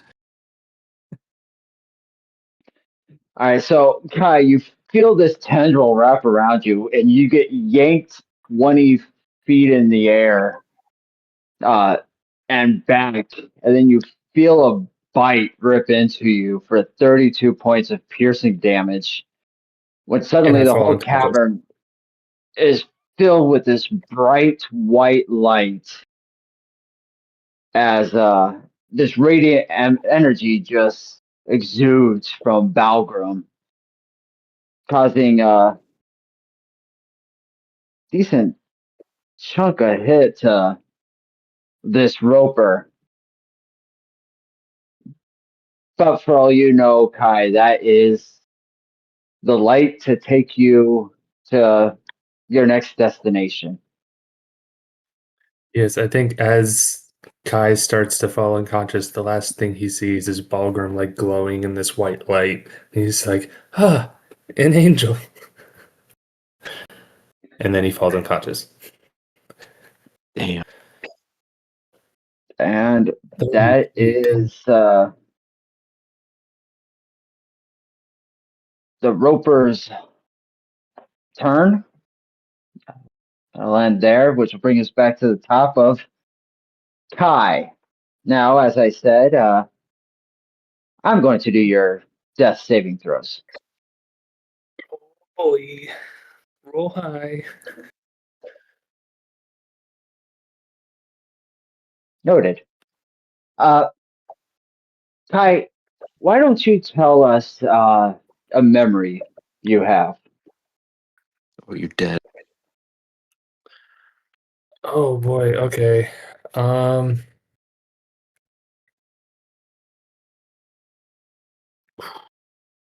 I think in these in this moment when he's feeling death, he's on death's door, he's probably thinking of his happier times.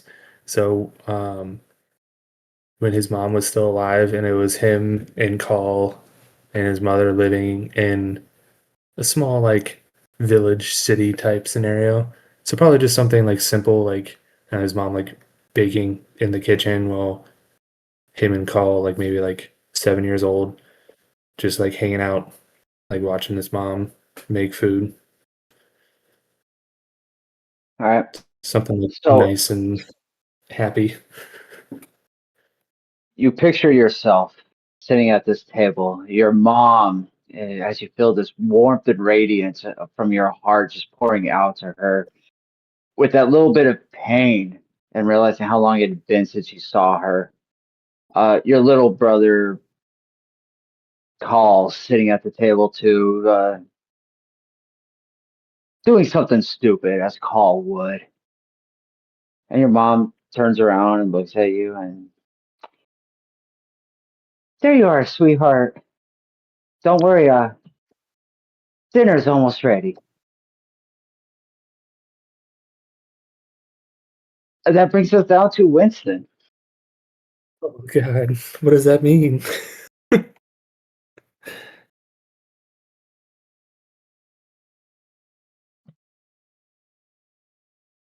Oh God.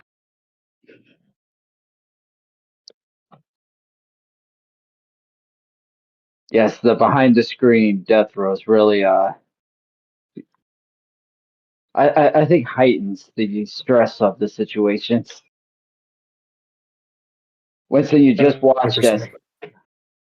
watched as Kai got ripped up and this huge bite just taken out of him. It followed by a blinding flash that caused the roper to recoil a bit. And I would actually say with that hit and stuff, the tendril holding Kai probably would have dropped halfway to the ground. So I would say he is currently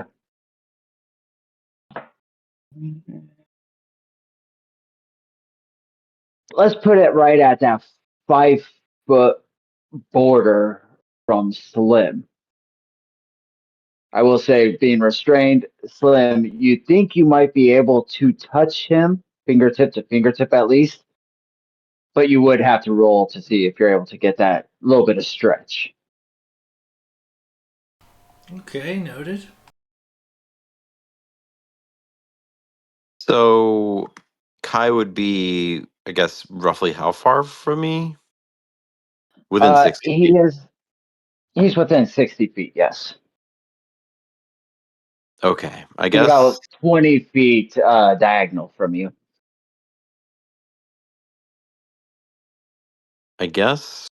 yeah, Winston would just, I guess, be like, Kai, no! Reach his hand out and cast Healing Word on him. All right. What's the, or I guess the no. Roll it out. No! All right. Shit. Does your totem give him like an extra for casting a spell so close or something like that? How does that totem work? So it says allies are healed for. I think that's on top of my normal healing.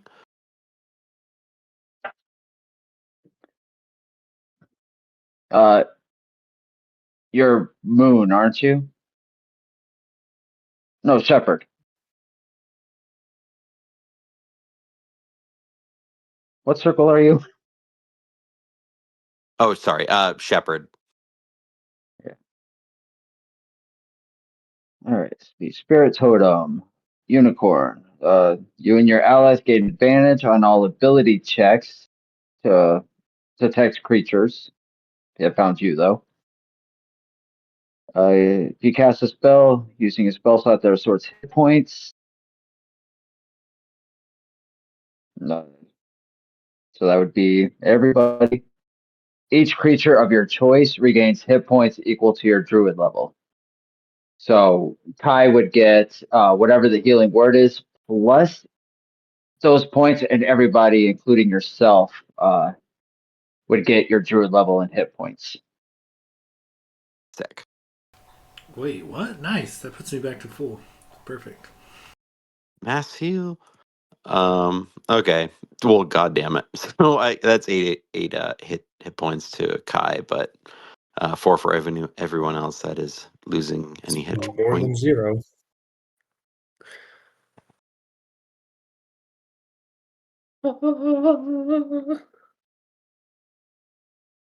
So Kai, you are snapped back.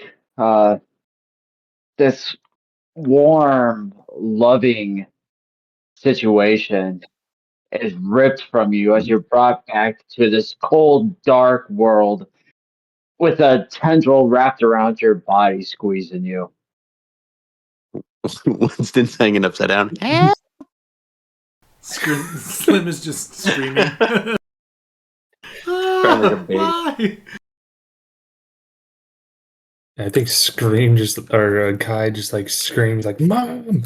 and then sees this ugly roper in front of his face and then screams in terror. Winston, do you have anything else you would like to do? So with healing word being cast as my bonus action, I can I can still do it like a normal cantrip for my regular action, right? Yes. Okay. So I think I'm going to just once again use my try once again to use the chill touch. And are you going for the roper itself or for the tendril? If the roper is within 30 feet, well, you know what? No, probably for the tendril. Probably just to see if he'll drop me. All right. Make an attack roll with disadvantage.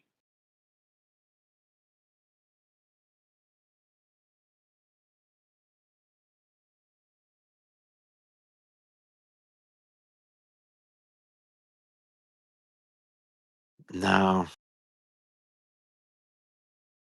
Once again, you try casting this spell, and you're happy to see Kai alive, but you're worried that you might be the next meal. And, That ends my turn. all right. Slim, you just had Kai open his eyes in front of you and scream a couple of times, and you now know what having this tendril around your body can lead to.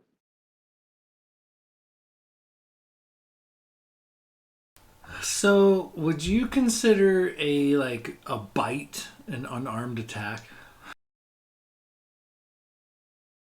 I would.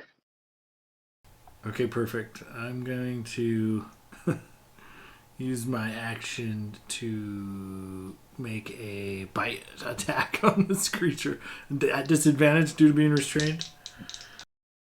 Yeah, especially since it's probably down around your stomach, so you're really having to bend down to Oh, okay. Get a good I angle on pictured it. me being like full cocooned. That'd be a big ass tendril. Right. Okay. I'm going to. Yeah. I'm just gonna try to maybe drop like an elbow knee combo. Kind of pinch this thing. Try to break loose. That's 12 and a 6. So hold on. 12. Unarmed strike is plus 5. 17 to hit. So you get down there and you can feel it, but this being a more rock skinned creature, if anything, it's going to break your teeth before you crack into it. Damn. Okay. All right. Let me double check this. I think I have another something or another to do here, bonus action wise. Yeah. Okay. So I have this like celestial revelation type of situation that I can do as a bonus action. It says, your eyes briefly become pools of darkness, and ghostly, flightless wings sprout from your back temporarily. Creatures other than your allies within 10 feet of you that can see you must succeed on a charisma saving throw or become frightened of you until the end of your next turn. But we already established he's too far away from that.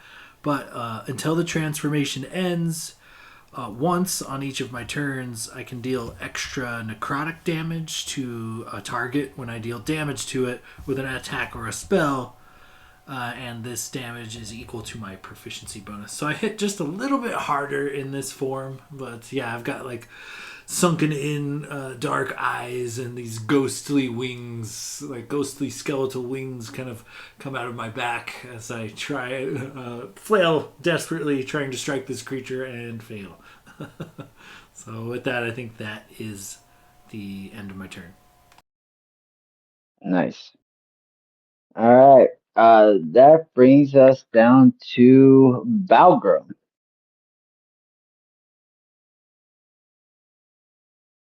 You've seen things really not going your way. No, they're certainly not, and I feel like I'm about to be a sacrifice. Um, but my team is more likely to be able to do something here, so I think I'm gonna cast Bless. I assume everybody's still within about 30 feet of me. Yep. Sweet. I'm gonna cast it on myself because that's gonna help me maintain the concentration, and then I'm gonna cast it on Kai and Slim as well. Okay, so you hate Winston. It's nothing Noted. personal. They're the damage dealers and Winston's got the healing, so if we can keep them alive, maybe they can kill this fucking thing. I dismiss my totem. God damn. Fair enough. And not that I can run, but I'm gonna use my last adrenaline rush and get 2 extra temporary hit points. And I'll just hang in there. All right. And that bless is an action to cast? It is. All righty. That brings us down to the Roper, who is once again going to take a snack. And this time it is Balgrim. Balgrim does. Oh, that won't hit. Balgrim, you feel as you're grabbed and yanked up, just like Kai was. The difference is that it wasn't really expecting something encased in metal as you are. And as it goes to bite, it catches nothing but pure armor. As you feel this pressure pierce, but does not break through. But you are now face to face with this Roper. And That's it for the roper. Brings us back to the top of the lineup with Kai. You were brought back. You're about 10 feet from the ropers, kind of hanging midair. Balgrim's just up there and he calls back, I've got it distracted! Help! God, yeah. This whole thing is going to shit. Oh boy. So see, or I'm restrained, so any attack is gonna have disadvantage. Yeah, I mean,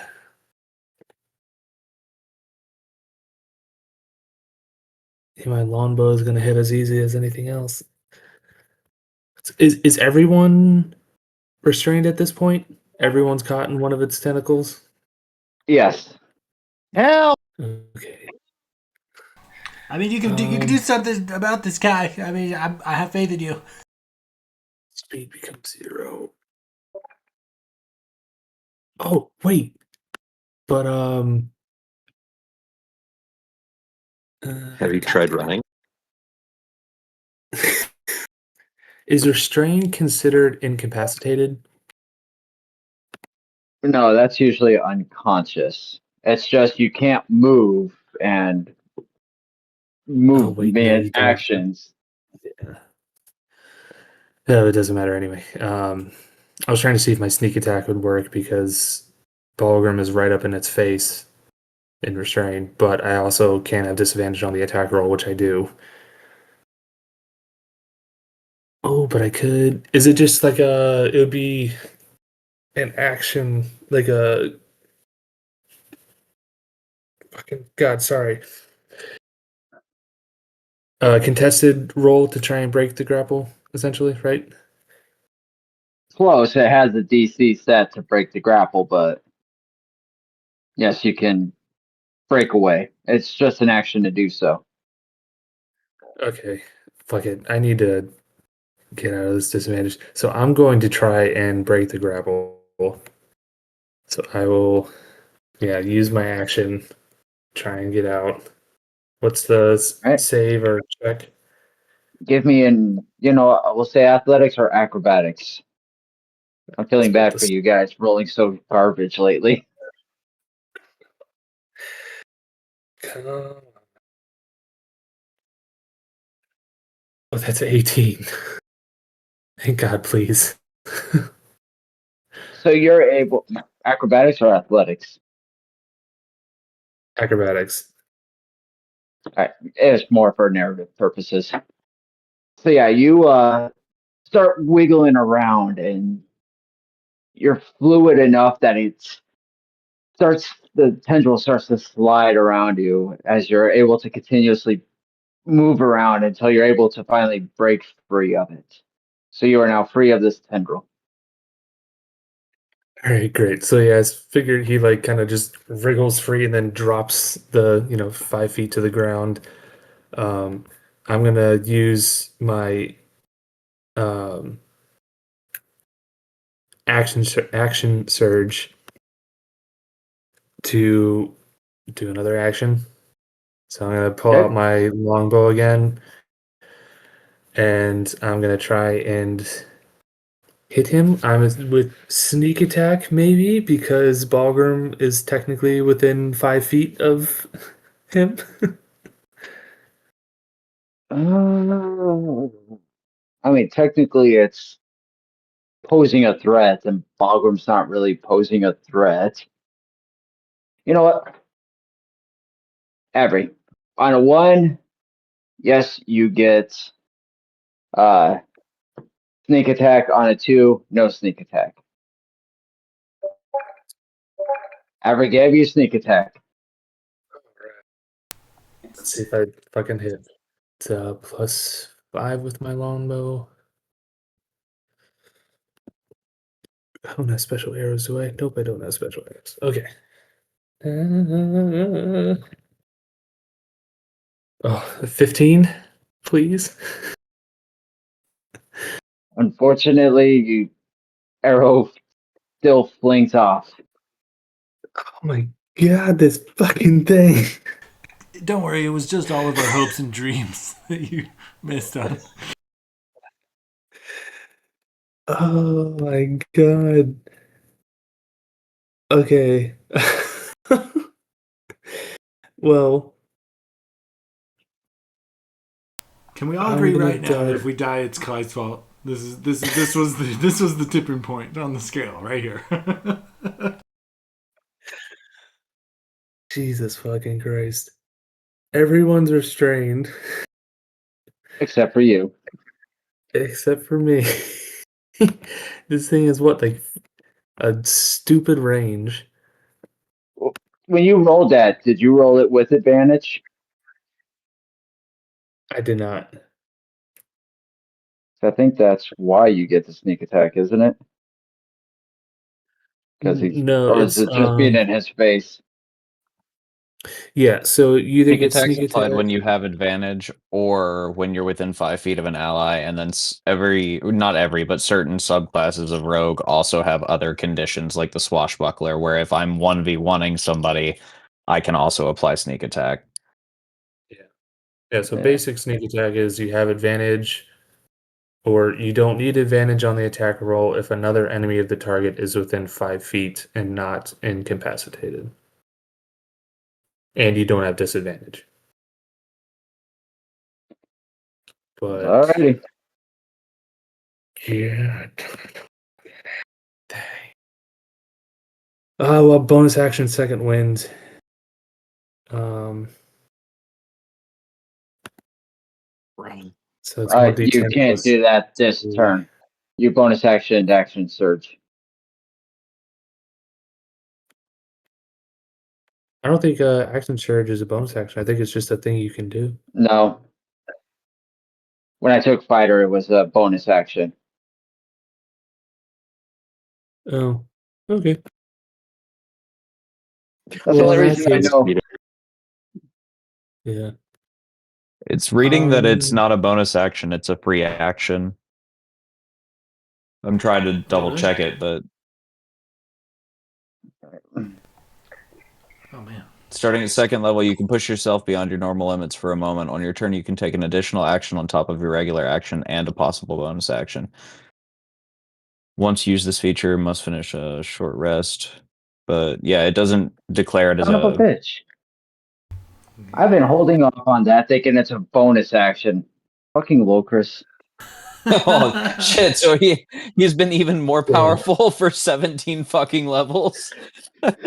Well, that means I could go giant and then fucking bonus, which is a bonus action, but then action surge and really start hammer. Yeah, Well, dude, now we you just know. unlocked you. Everything just I gained think 100 hit points. Everything. Oh, geez.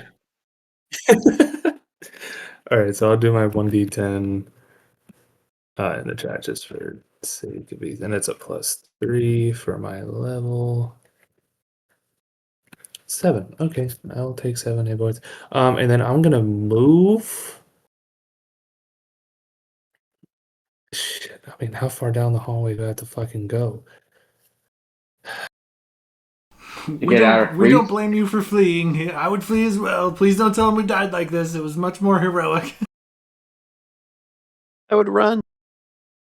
I mean, my longbow has like 150-foot range before You can start. disadvantage. You can start moving, but the roper will be able to try and grab you on its next turn. Yeah, because I only have 30 feet of movement. I mean, I'll move 30 feet away. All right. Are you going to move further down the hall or back towards the opening? Whichever, think back towards the opening will put more distance between me and the roper. I think I'd lose 10 feet just moving past the roper if I went the other way. Or did it bring, no, because it brought me, so I'm like right level with it. I'll go, oh, fuck, I'm not going into unknown territory. I'm going to move back to 30 feet back towards where we came from. All right. Because I know nothing is there. So I'm going to go that way. And that's my turn. If we get fucking TPK by a goddamn Roper, I'm gonna quit D&D. I mean, not much has happened, but that's the current board. Okay. It would be pretty embarrassing that the first like true campaign style TPK that we get's from a dick with a mouth and tentacles. And oddly It might fitting have- now that I say that. Yeah. I'll get a kill before Sean. Probably. Then he'll go through and just kill a character just to be like, "There, done, dick." Nah, I like my torment to come like long and slow. I'll just, take all of the things your character loves about the world and destroy them. STDs. Damn. All right. Ooh. All right. I just had a really dark moment. Fucking Anthony pisses you off. You have what's her name, Tordok, end up having a miscarriage with Logus's kid. Oh. There's your Oof. emotional damage. Oh, brutal. That's fucked up. More like a hero's feast. Oh. Oh shit. Your Terry is showing. Oh, I'm so sorry. I'll see myself out. All right, back on to happier thoughts like your death. That brings us down to Winston. Fuck. Oh my god. Fucking A. I'm just gonna go with Winston is just gonna kind of with his arms flailing reach out and kind of point him at the roper himself or herself respectfully, and I'm gonna cast Moonbeam. Moonbeam. All As right. long as it doesn't land on anyone else. With the 5 foot, I would say it would be able to encircle just him. Balgrim's close by, but I'll give you that one. Thank you. Much appreciated. Yeah, so it'll be a con save when that approaches. That's on the Roper's turn, correct? I believe so. Yeah, the start of his turn if he's in it. Nope, enters the spell for the first time. Or starts its turn there. So we Oh, get to roll damage now. hell yeah.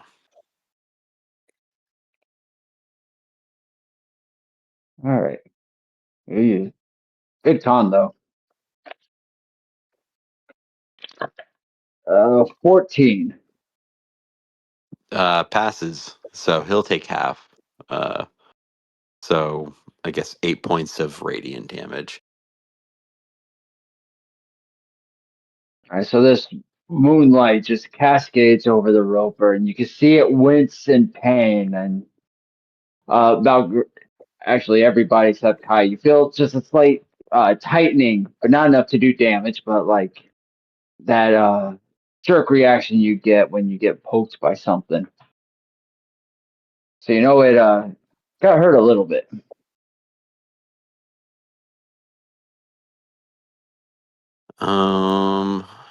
Let me see. And I guess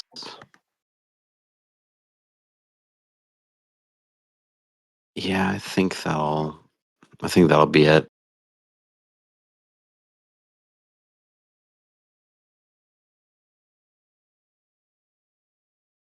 All right.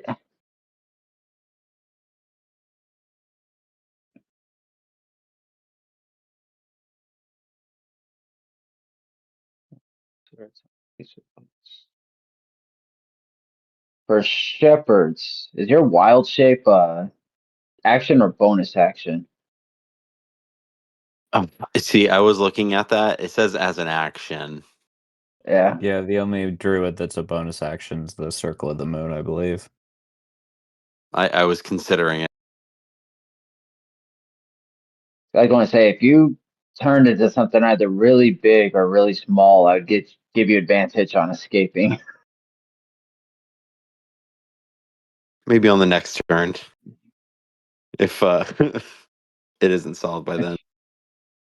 If you all survive. Yeah, if. All right, that brings us down to Slim.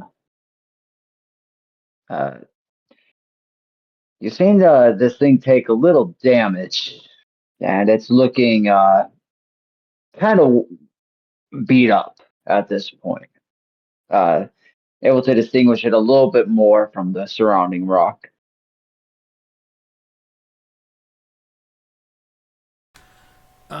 I think at this point I will draw the short blade from my hip and make an attempt to, even at disadvantage, to strike this creature's tentacles at least. Give me an attack roll. Oh man, the better one was natural 20. That's a bummer. It's 8 plus 5 becomes 13 to hit. Once again, you go to take a swing, but you realize this is why you tend to use your fists more than a weapon. You just have better luck with it. Kai, did that, or sorry, Slim, did that include Bless? No, that did not include best. What is it, a D4? D6? D4. D4 with a 3. Yeah, you and Kai both are blessed still. I haven't lost it yet. I assume I will, but get it while you can. I forgot about Fuck, that. I forgot I was blessed. I didn't use that on my attack roll. Son of a bitch. So would a 16 hit? A 16 will miss. What was on your roll, Kai? Do you remember? I rolled a 15. I forgot it. It's my own fault, so. Well, roll a d4. Okay. You need more Just to than see if one. you would have hit as punishment. That's a 4 on the d4. All right. Now that we'll see how to. All right, I want to make this nicer. So, well, that will hit. I mean, I- okay, yeah. If you want to, that's up to you. I forgot to use the bless, so that's on me. If you would not be offended if you decide not to count that, but I'm also You not were going to say blessed? no if you want to. Nope, you were blessed. I forgot as well. Let's just use it. I mean, seriously, the only damage that has been done has been by a reaction and a spell. All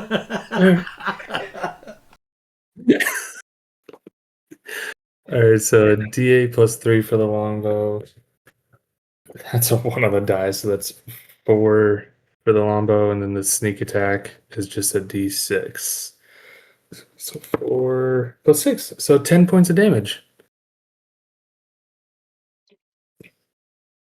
All right. Yeah, it definitely helped hurt it a little bit more, but it's still looking like it could go another round or two. All right.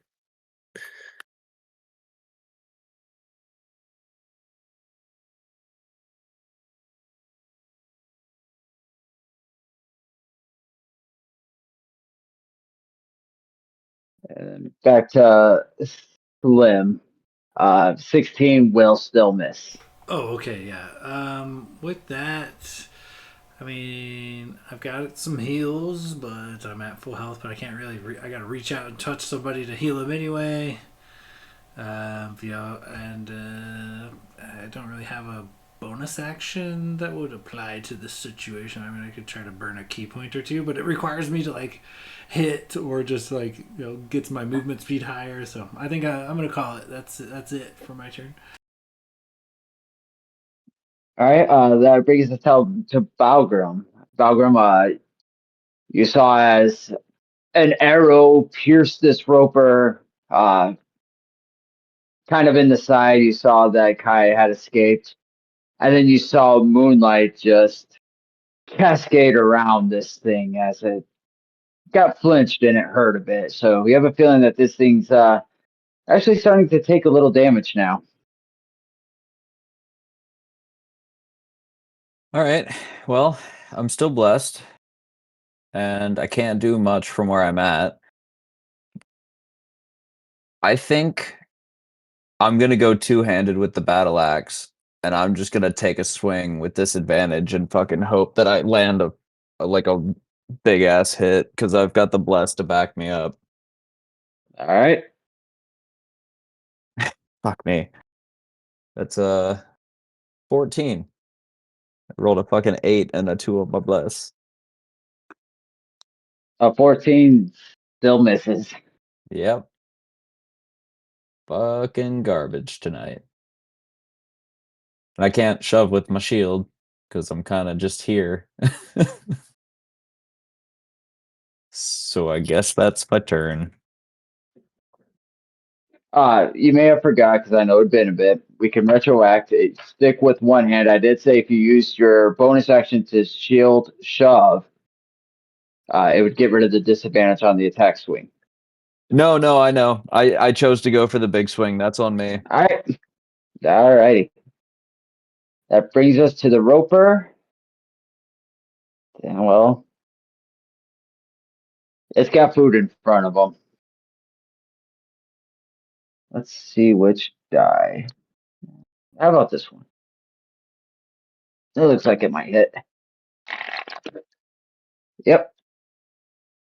So after you take this big swing, this roper kind of pushes you back a little and then yanks you in and just takes a big chunk out of you.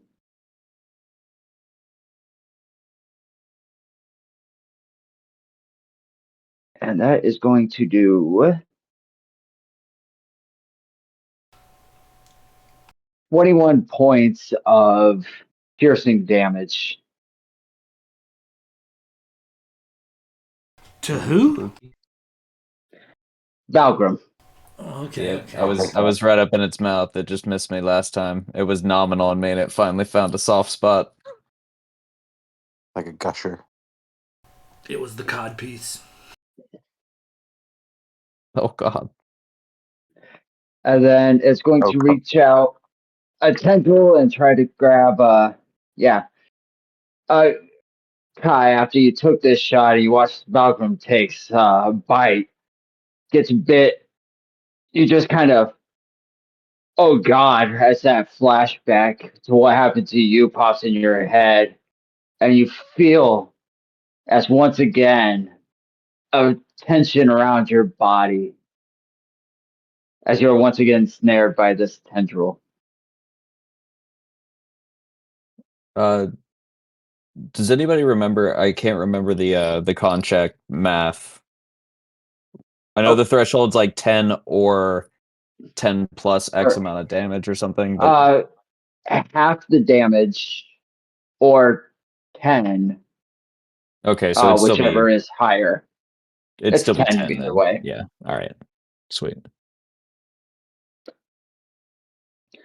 And I need more moonbeam damage from you, Winston, as it failed again. Oh shit. Okay.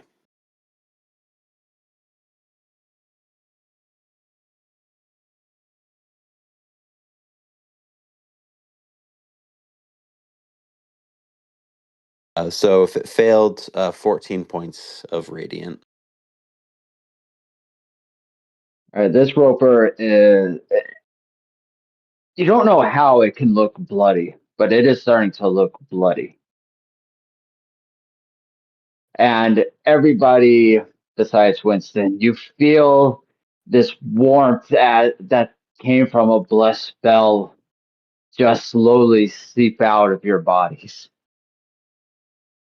Wouldn't know what that's like.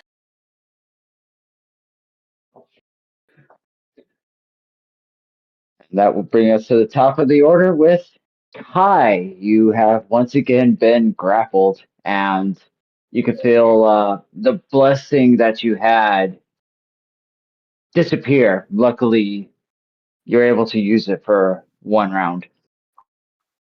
Balgrim is just swinging around in this fucking tentacle after it finally finds a soft spot and bites me. He's like, oh, for fuck's sake, kill it! Am I still like where I was? It hasn't pulled me up yet. Correct. Oh god, what is going on with our dice tonight?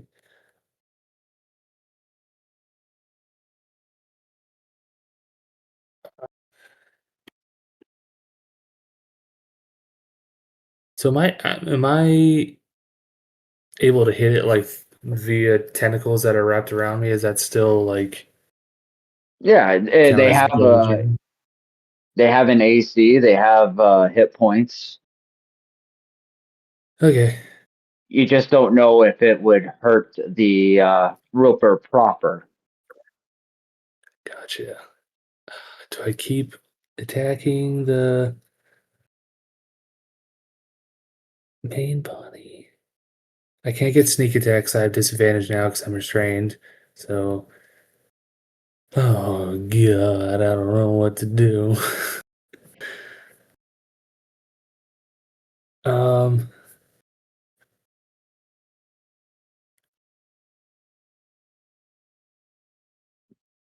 okay.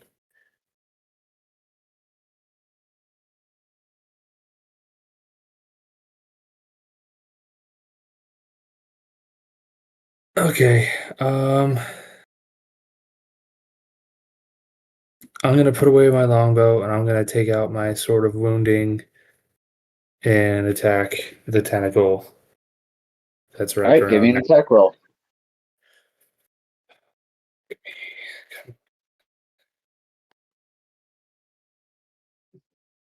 That's a dirty 20.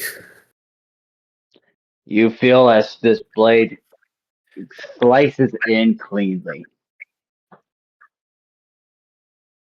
Okay. That's 1d8 plus 2 for damage.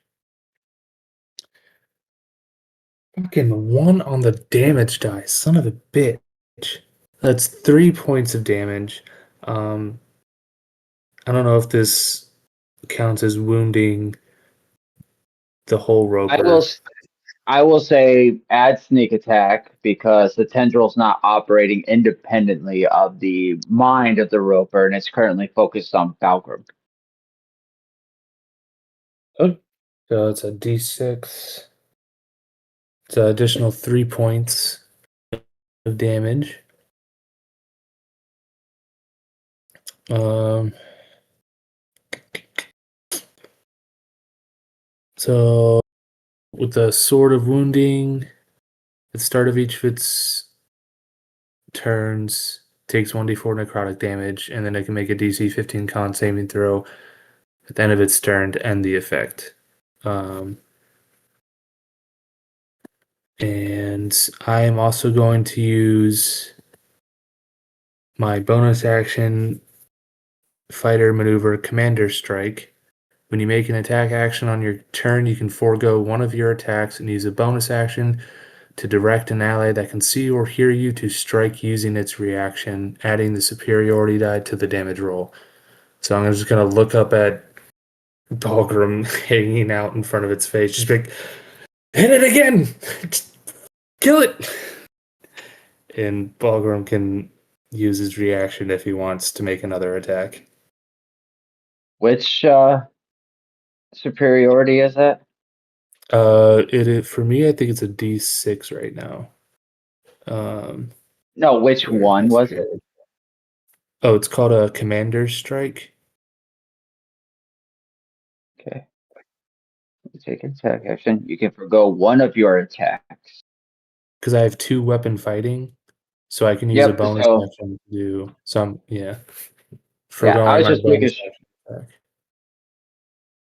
So make sure it's like I remember you used 2 weapons, so I'm like, how would he have 2 attacks? That's how. Perfect. yeah, yeah. I took the 2 weapon fighting part of my fighter style. Which is what allows you to attack. So that attack gets replaced. Balgrum. Make a weapon attack. Is it with disadvantage still? I assume Yes. so. Yeah. All right. I lost my bless. My dice have betrayed me, so I'm going back to Avre. We'll see how this goes. Come on, You can don't do it, suck. baby. I have tried. It's just my nature. My dice are being dicks tonight too. What the fuck? 17's good, maybe. Well, 16 didn't hit. It, and I believe Slim rolled a 17 earlier.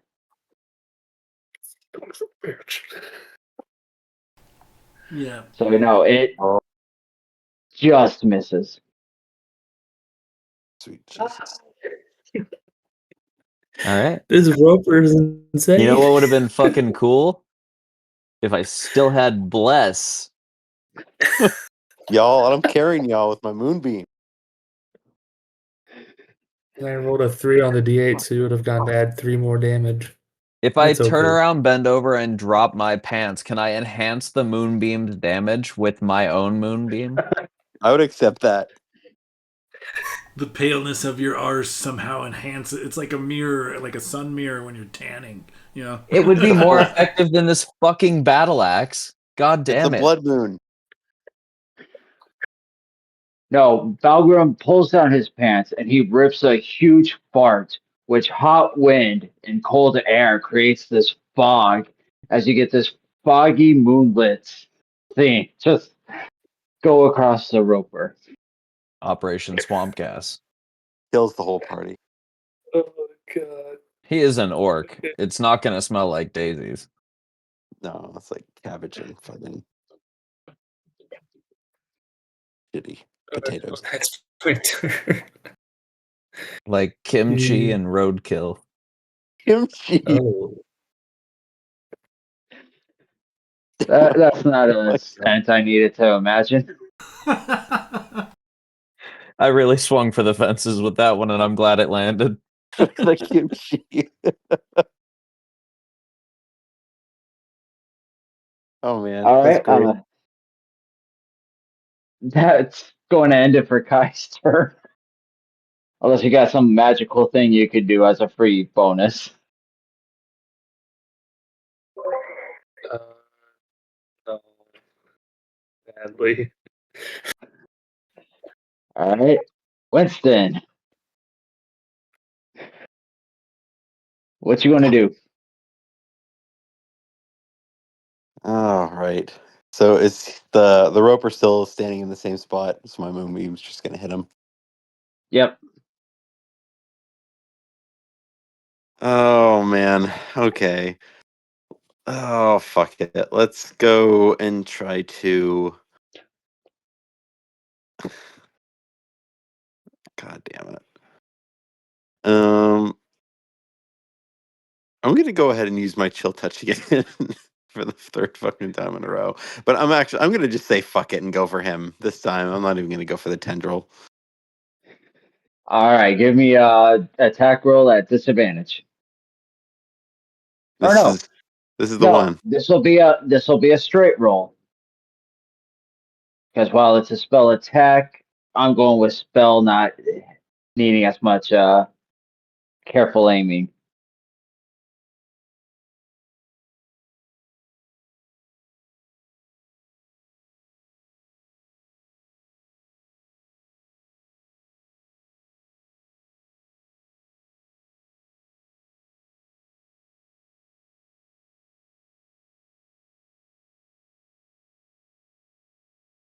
You gotta be kidding me. Yeah. Oh, Not buddy. gonna hit. Guys, I think the universe just wants us to die. I think we've had a good run and we were due to be knocked down a peg. I think this might be it. This is it. This is the end. Can I cast two No, moonbeams? I know exactly what it is. And you can, but you can only concentrate on one spell at a time, so the other one disappears. You move the moonbeam towards Kai. Just end it. No. When Dakota and I were at Start dinner, disintegrating all of the fucking team. We all dive into the beam, kill ourselves. no, I figured it out. When Dakota and I were out for dinner last week, he said, in D&D, it's almost impossible to get killed. And so D&D said, bet. I might have Dakota, this jinxed is this all guy. your fault. Hold my beer. D&D said hold my Although beer. we have the power, guys, we truly have the power with Winston's moonbeam. We can all take this away from Chris, and we can all agree, death pact. He doesn't get the TPK. We fucking do. We have the power. Is So what it if a I just free moved it? action to stab yourself? If we all Harry carry on our turn, it's a big fuck you to Chris. Seppuku. So what if I move the moonbeam on myself, kill myself, but then I lose concentration? Obviously, the spell goes, and you guys are all fucking left to yourselves. Well, that'd be selfish. It would be, but I'm just saying. The way the dice have been treating me, I don't know that I could slit my own wrists in this situation. I'm probably fucked no matter what.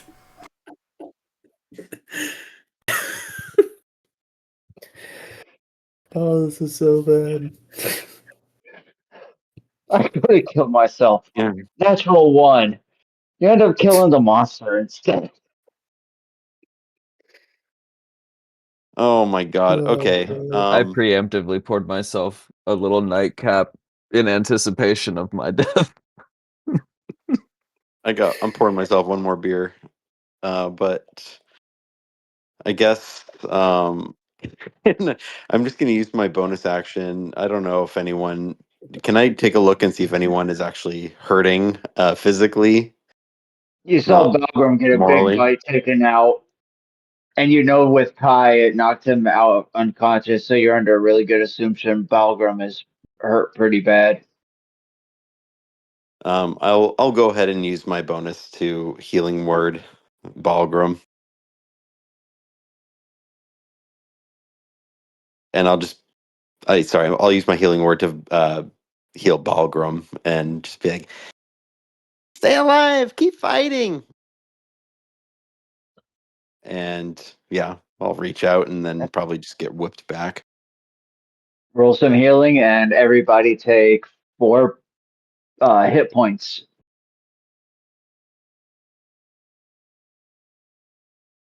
I imagine when he hears this and he feels the spell hit him, he's just getting like whipped around. He's just like, that is very soothing.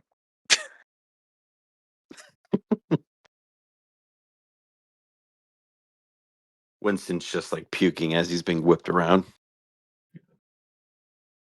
How much healing is that, Winston? Oh, let's see. So that is gonna use. Oh, do I want to use?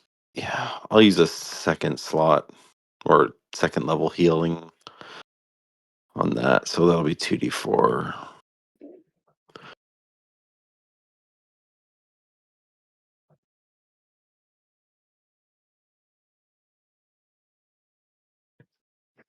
Plus 3. So slow. 8 points. All right, Balgrim, so that's 8 points of healing to you. Your left pinky gets a little bit of feeling back into it.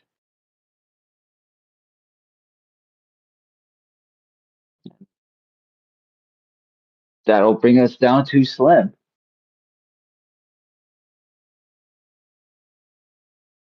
Slim falls upon his own blade. No. I think. Yeah, I think I'm gonna make a couple of even restrained. I can make a dart attack. I can make a ranged attack. I think correct. You can make a ranged attack. I think it's still at disadvantage. Okay. Let me double check.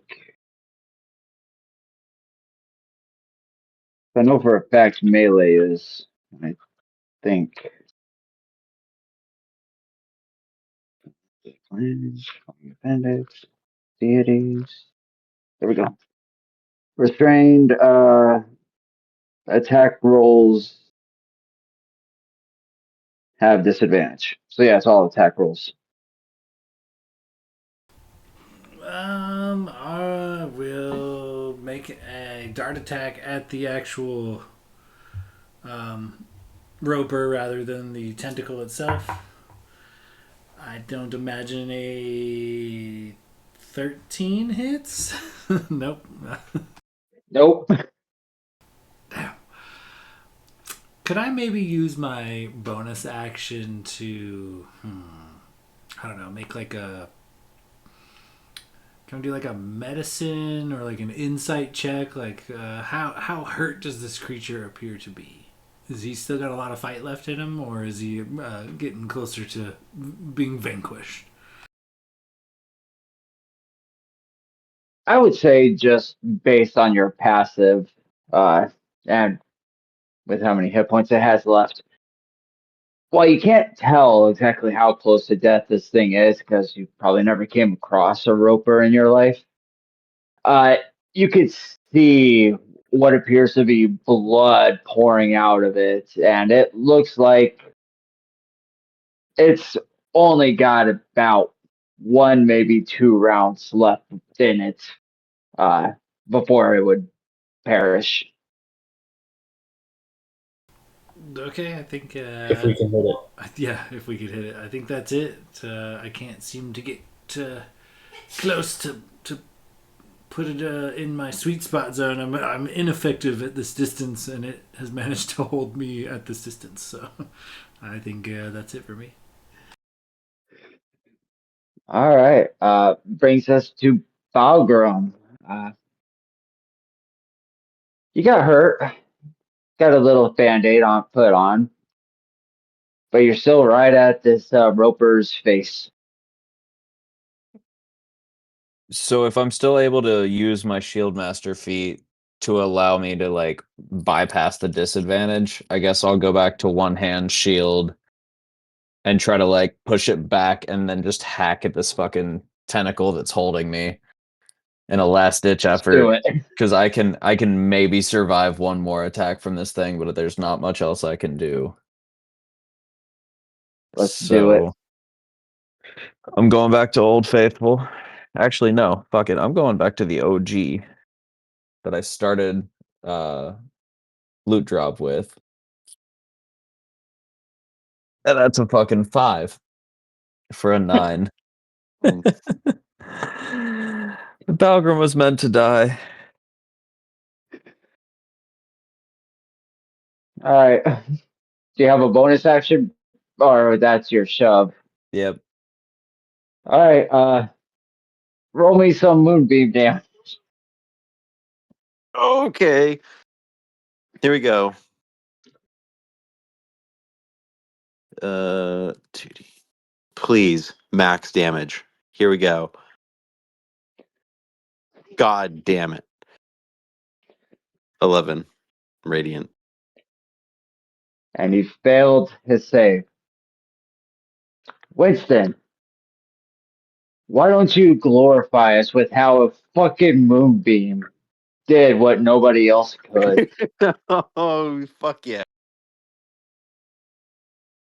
Yeah, I can just imagine this moonbeam has just been kind of sitting there, kind of drilling on him for a little bit, and then just kind of at the last moment, Winston seeing his whole party kind of fading, and you see Slim being fucking held helpless, and Kai just fucking doing something on the ground, and fucking uh, Balgrim fighting for his life there. He just kind of closes his eyes and then closes his fists and tries to embrace the moonbeam and further strengthen it. And yeah, and it just kind of turns into like a giant, just like white light, and just blows this thing up. I see. So you watch as Fulgrim is doing his damnedest to hits, and he's not even getting close.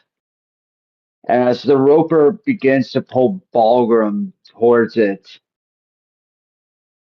sloughs of the skin start to fall down. You feel the tendrils around your body loosen as this mass just comes unclean from the ceiling and falls. Balgrim, give me a dexterity saving throw.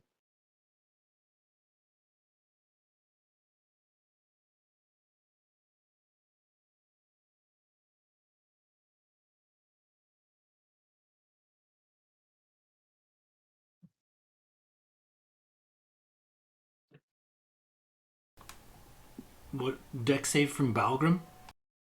Yes. All right, all right. Sorry, I was on mute. I was talking. I was trying to say I have a feat that allows me to use my shield for dexterity saving throws. I'm just trying to see if it applies in this particular situation, and I can't seem to find the fucking feat. It does. It's the Shield Master. I know because it's a feat I usually always take. All right, sweet. And it's a dexterity saving throw when you are the only target and you're the only one who is 20 feet in the air falling to the ground. So I'd say you're the only target. Okay, fair enough. That is an Oh, and 18. so yeah, you're able to move this shield under you as you kind of aim, and you feel a soft landing as you splatter upon this roper's body. Slim, you get a bit of that bloody goop over you as Balgrim slams down on top.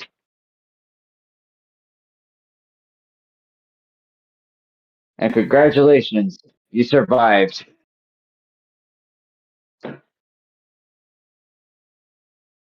I do believe that is where we will call the session, as it's 11 o'clock for you guys. I'm pretty sure you need to cope with those dice rolls. That Yeah, I need is to process totally that. fair. I've become well adjusted. I just know to expect poor results, but somehow stay alive. I'm both unlucky and very lucky. Yeah, normally I it's just like one or two of us that are having like bad rolls, and like the rest of the party will kind of like make up for that and like cover, and we'll come out okay. This was a fucking pile of hot garbage all the way around. I know. I had 2 rolls all night that were like north of 10. Well, I mean, so I lowered the roper's AC. Normally it's 20. When you guys kept missing, I'm like, all right, how much can I lower it? Well, Sean, I had to make miss with a 17. I'll go 18. That should help. That's almost a 50% chance. Oh And no, god. I lowered the HP. I was only allowing one tendril to pull somebody instead of everybody all at once. I'm like, come on, guys. I'm giving you advantage on shit. I'm trying to help you out here, but fuck, I'm going to end up killing you. Yeah, I don't know what happened there, guys. That was rough. Yeah, that was rough. I don't know. That was a good It wasn't session. good. A little bit of peril in It the was adventure. it was still fun. It was still a good session, but goddamn, that was a rough combat for us. Oh my I'm just god, that's genuinely funny. surprised that one of us didn't die. And I feel like Chris is not one to cut corners and flub a die. I think he'd let one of us die. I think we got fucking lucky. Oh no, I'm semi-gentle, not as much as I was. I mean, in the very first fight with Nora, I critted on Kai, and it would have fucking killed him outright. I'm like, oh, that one hits, but it's a normal hit. Let's. Yeah, I went down in the first round of combat here. That fucking 32 bite damage took me out. And yeah, no, this Roper, if it can kill you, it's going to kill you. That's why I didn't change its damage. On the plus side, I one shot a zombie. You guys, hell yeah! High five. Let's take our wins where they are. Yeah. Ugh. I did get to have a Yeah. cool moment and get a full strength rebuke the violent off. So that felt pretty Dude, cool. that But that's was the only thing I so fucking did. Like popped off with his badass spell and then just got shook around for 3 fucking rounds. Uselessly. That was clutch though. You probably did 60% of that thing's life in one hit. It just took a while for Winston's moonbeam to wear him the rest of the way down. Well, Yeah. it would have been a third of the health in that one move. But as I said, you guys kept missing, so I kept lowering it, and I brought it down to 75. Hey, that made my momentary death worthwhile because you got 32 points of damage to it. That's fair. Oh, Thank good you for your shit. sacrifice. Damn, that was crazy. Yeah. Even with Oh, I like the did find out moonbeam. that I get my channel divinity on a short rest. So I can do that Hey. a little bit more often. Yeah, I think that almost has to be a short rest, otherwise nobody would ever use their channel divinity. Because it's like, oh, it does so much. I gotta save it for the right time. Yeah, the other option though is that like my other channel divinity is just charming people, I think, and it's meh. So I'm always gonna save it for when somebody takes a big hit, and I can just be like, nah, fuck you. Fuck Well, you too. I think it still does the usual turn undead. I think that's a default. You just have a different bonus. I think my my turn undead might be something different. I don't think that applies to my channel divinity. Yeah, because let me see what's Glader's channel divinity. I can't I remember. can either get a +5 to charisma checks, or I can basically reflect whatever damage somebody took pending a wisdom saving throw Uh, for my 2 channel divinities. Oh yeah, yours is way channel better than mine. divinity. Yeah, no, channel divinity has turn undead, and then yeah, your subclass gives you a bonus. I don't think it replaces It's not on my because the character cleric just sheet. yeah, because the cleric flat out, not the subclasses, but the class has turn undead as an action. Oh, I'm a paladin. Oh, paladin. That's right. I was thinking cleric. That's why I'm like, oh yeah, that's easy enough. You just Yeah, I started to second guess it because I was like, I feel like you're right. I feel like I would have something that turns undead, but I'm scrolling through and I'm like, no, I actually don't have any sort of like reflecting undead abilities whatsoever. Yeah. Yeah, so Gladers And I have are a very turn on specific holy and paladin class, so sacred. that's why I have that like rebuke the violent shit. I took it just to yeah, have a laser beam once in a while because I knew I wasn't gonna hit shit. I have a +4 to hit. yeah. Under channel divinity, the first paragraphs are the same as the cleric. It just has that second section. Why was I thinking cleric? God, my brain's fried. Well, Are I we guess I'll doing? kill you Are we guys in the next doing? session. Are we doing Mirema again next week, or what's the plan? No, next week should be campaign unless we're short somebody. Anthony should be going back to days, and that'll be for the next 2 weeks. So the 5th and the 12th. A time to start thinking Thanksgiving Eve. I don't know if you guys want to play or try for something else I that thought- week. I would say I'm a tentative because I'm not sure if or when people might come down. I don't think we're traveling for Thanksgiving, so it's really whether or not my in-laws are going to come down for a couple days. I'm probably gonna be a no for that because my parents I think are gonna come down and do Thanksgiving with me, Kelly, and my in-laws. So they should be here that week before Thanksgiving. So I'm probably not gonna be able to.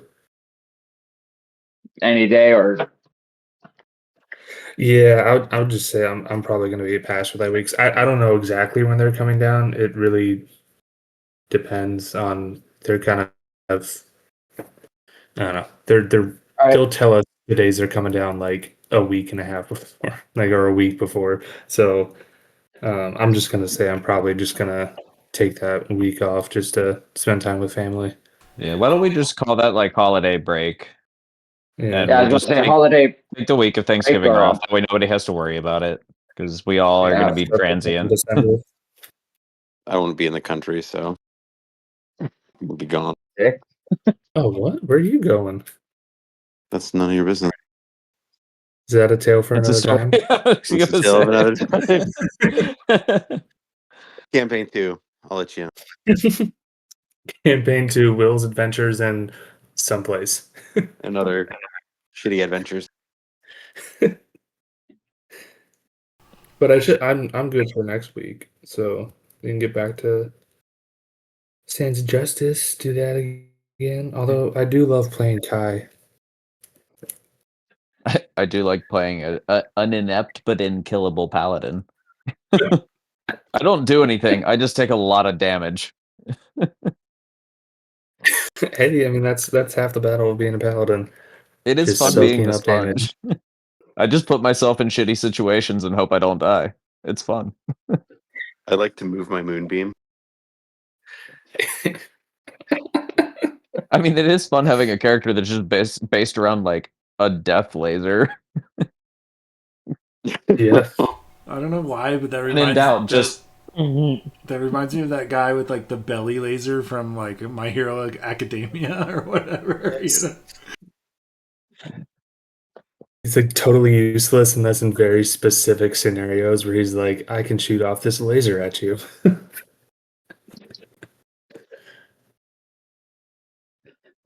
Or that Meg Griffin when they get superpowers and all she could do is grow her claws or her fingernails.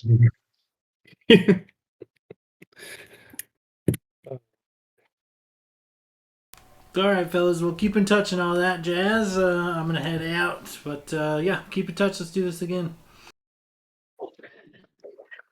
Have a sounds good night. good. Good. Have a good night, guys. Thanks again, Chris. Yeah, thanks, Chris. That was awesome. Yeah, thanks, Chris. Thanks for not all dying.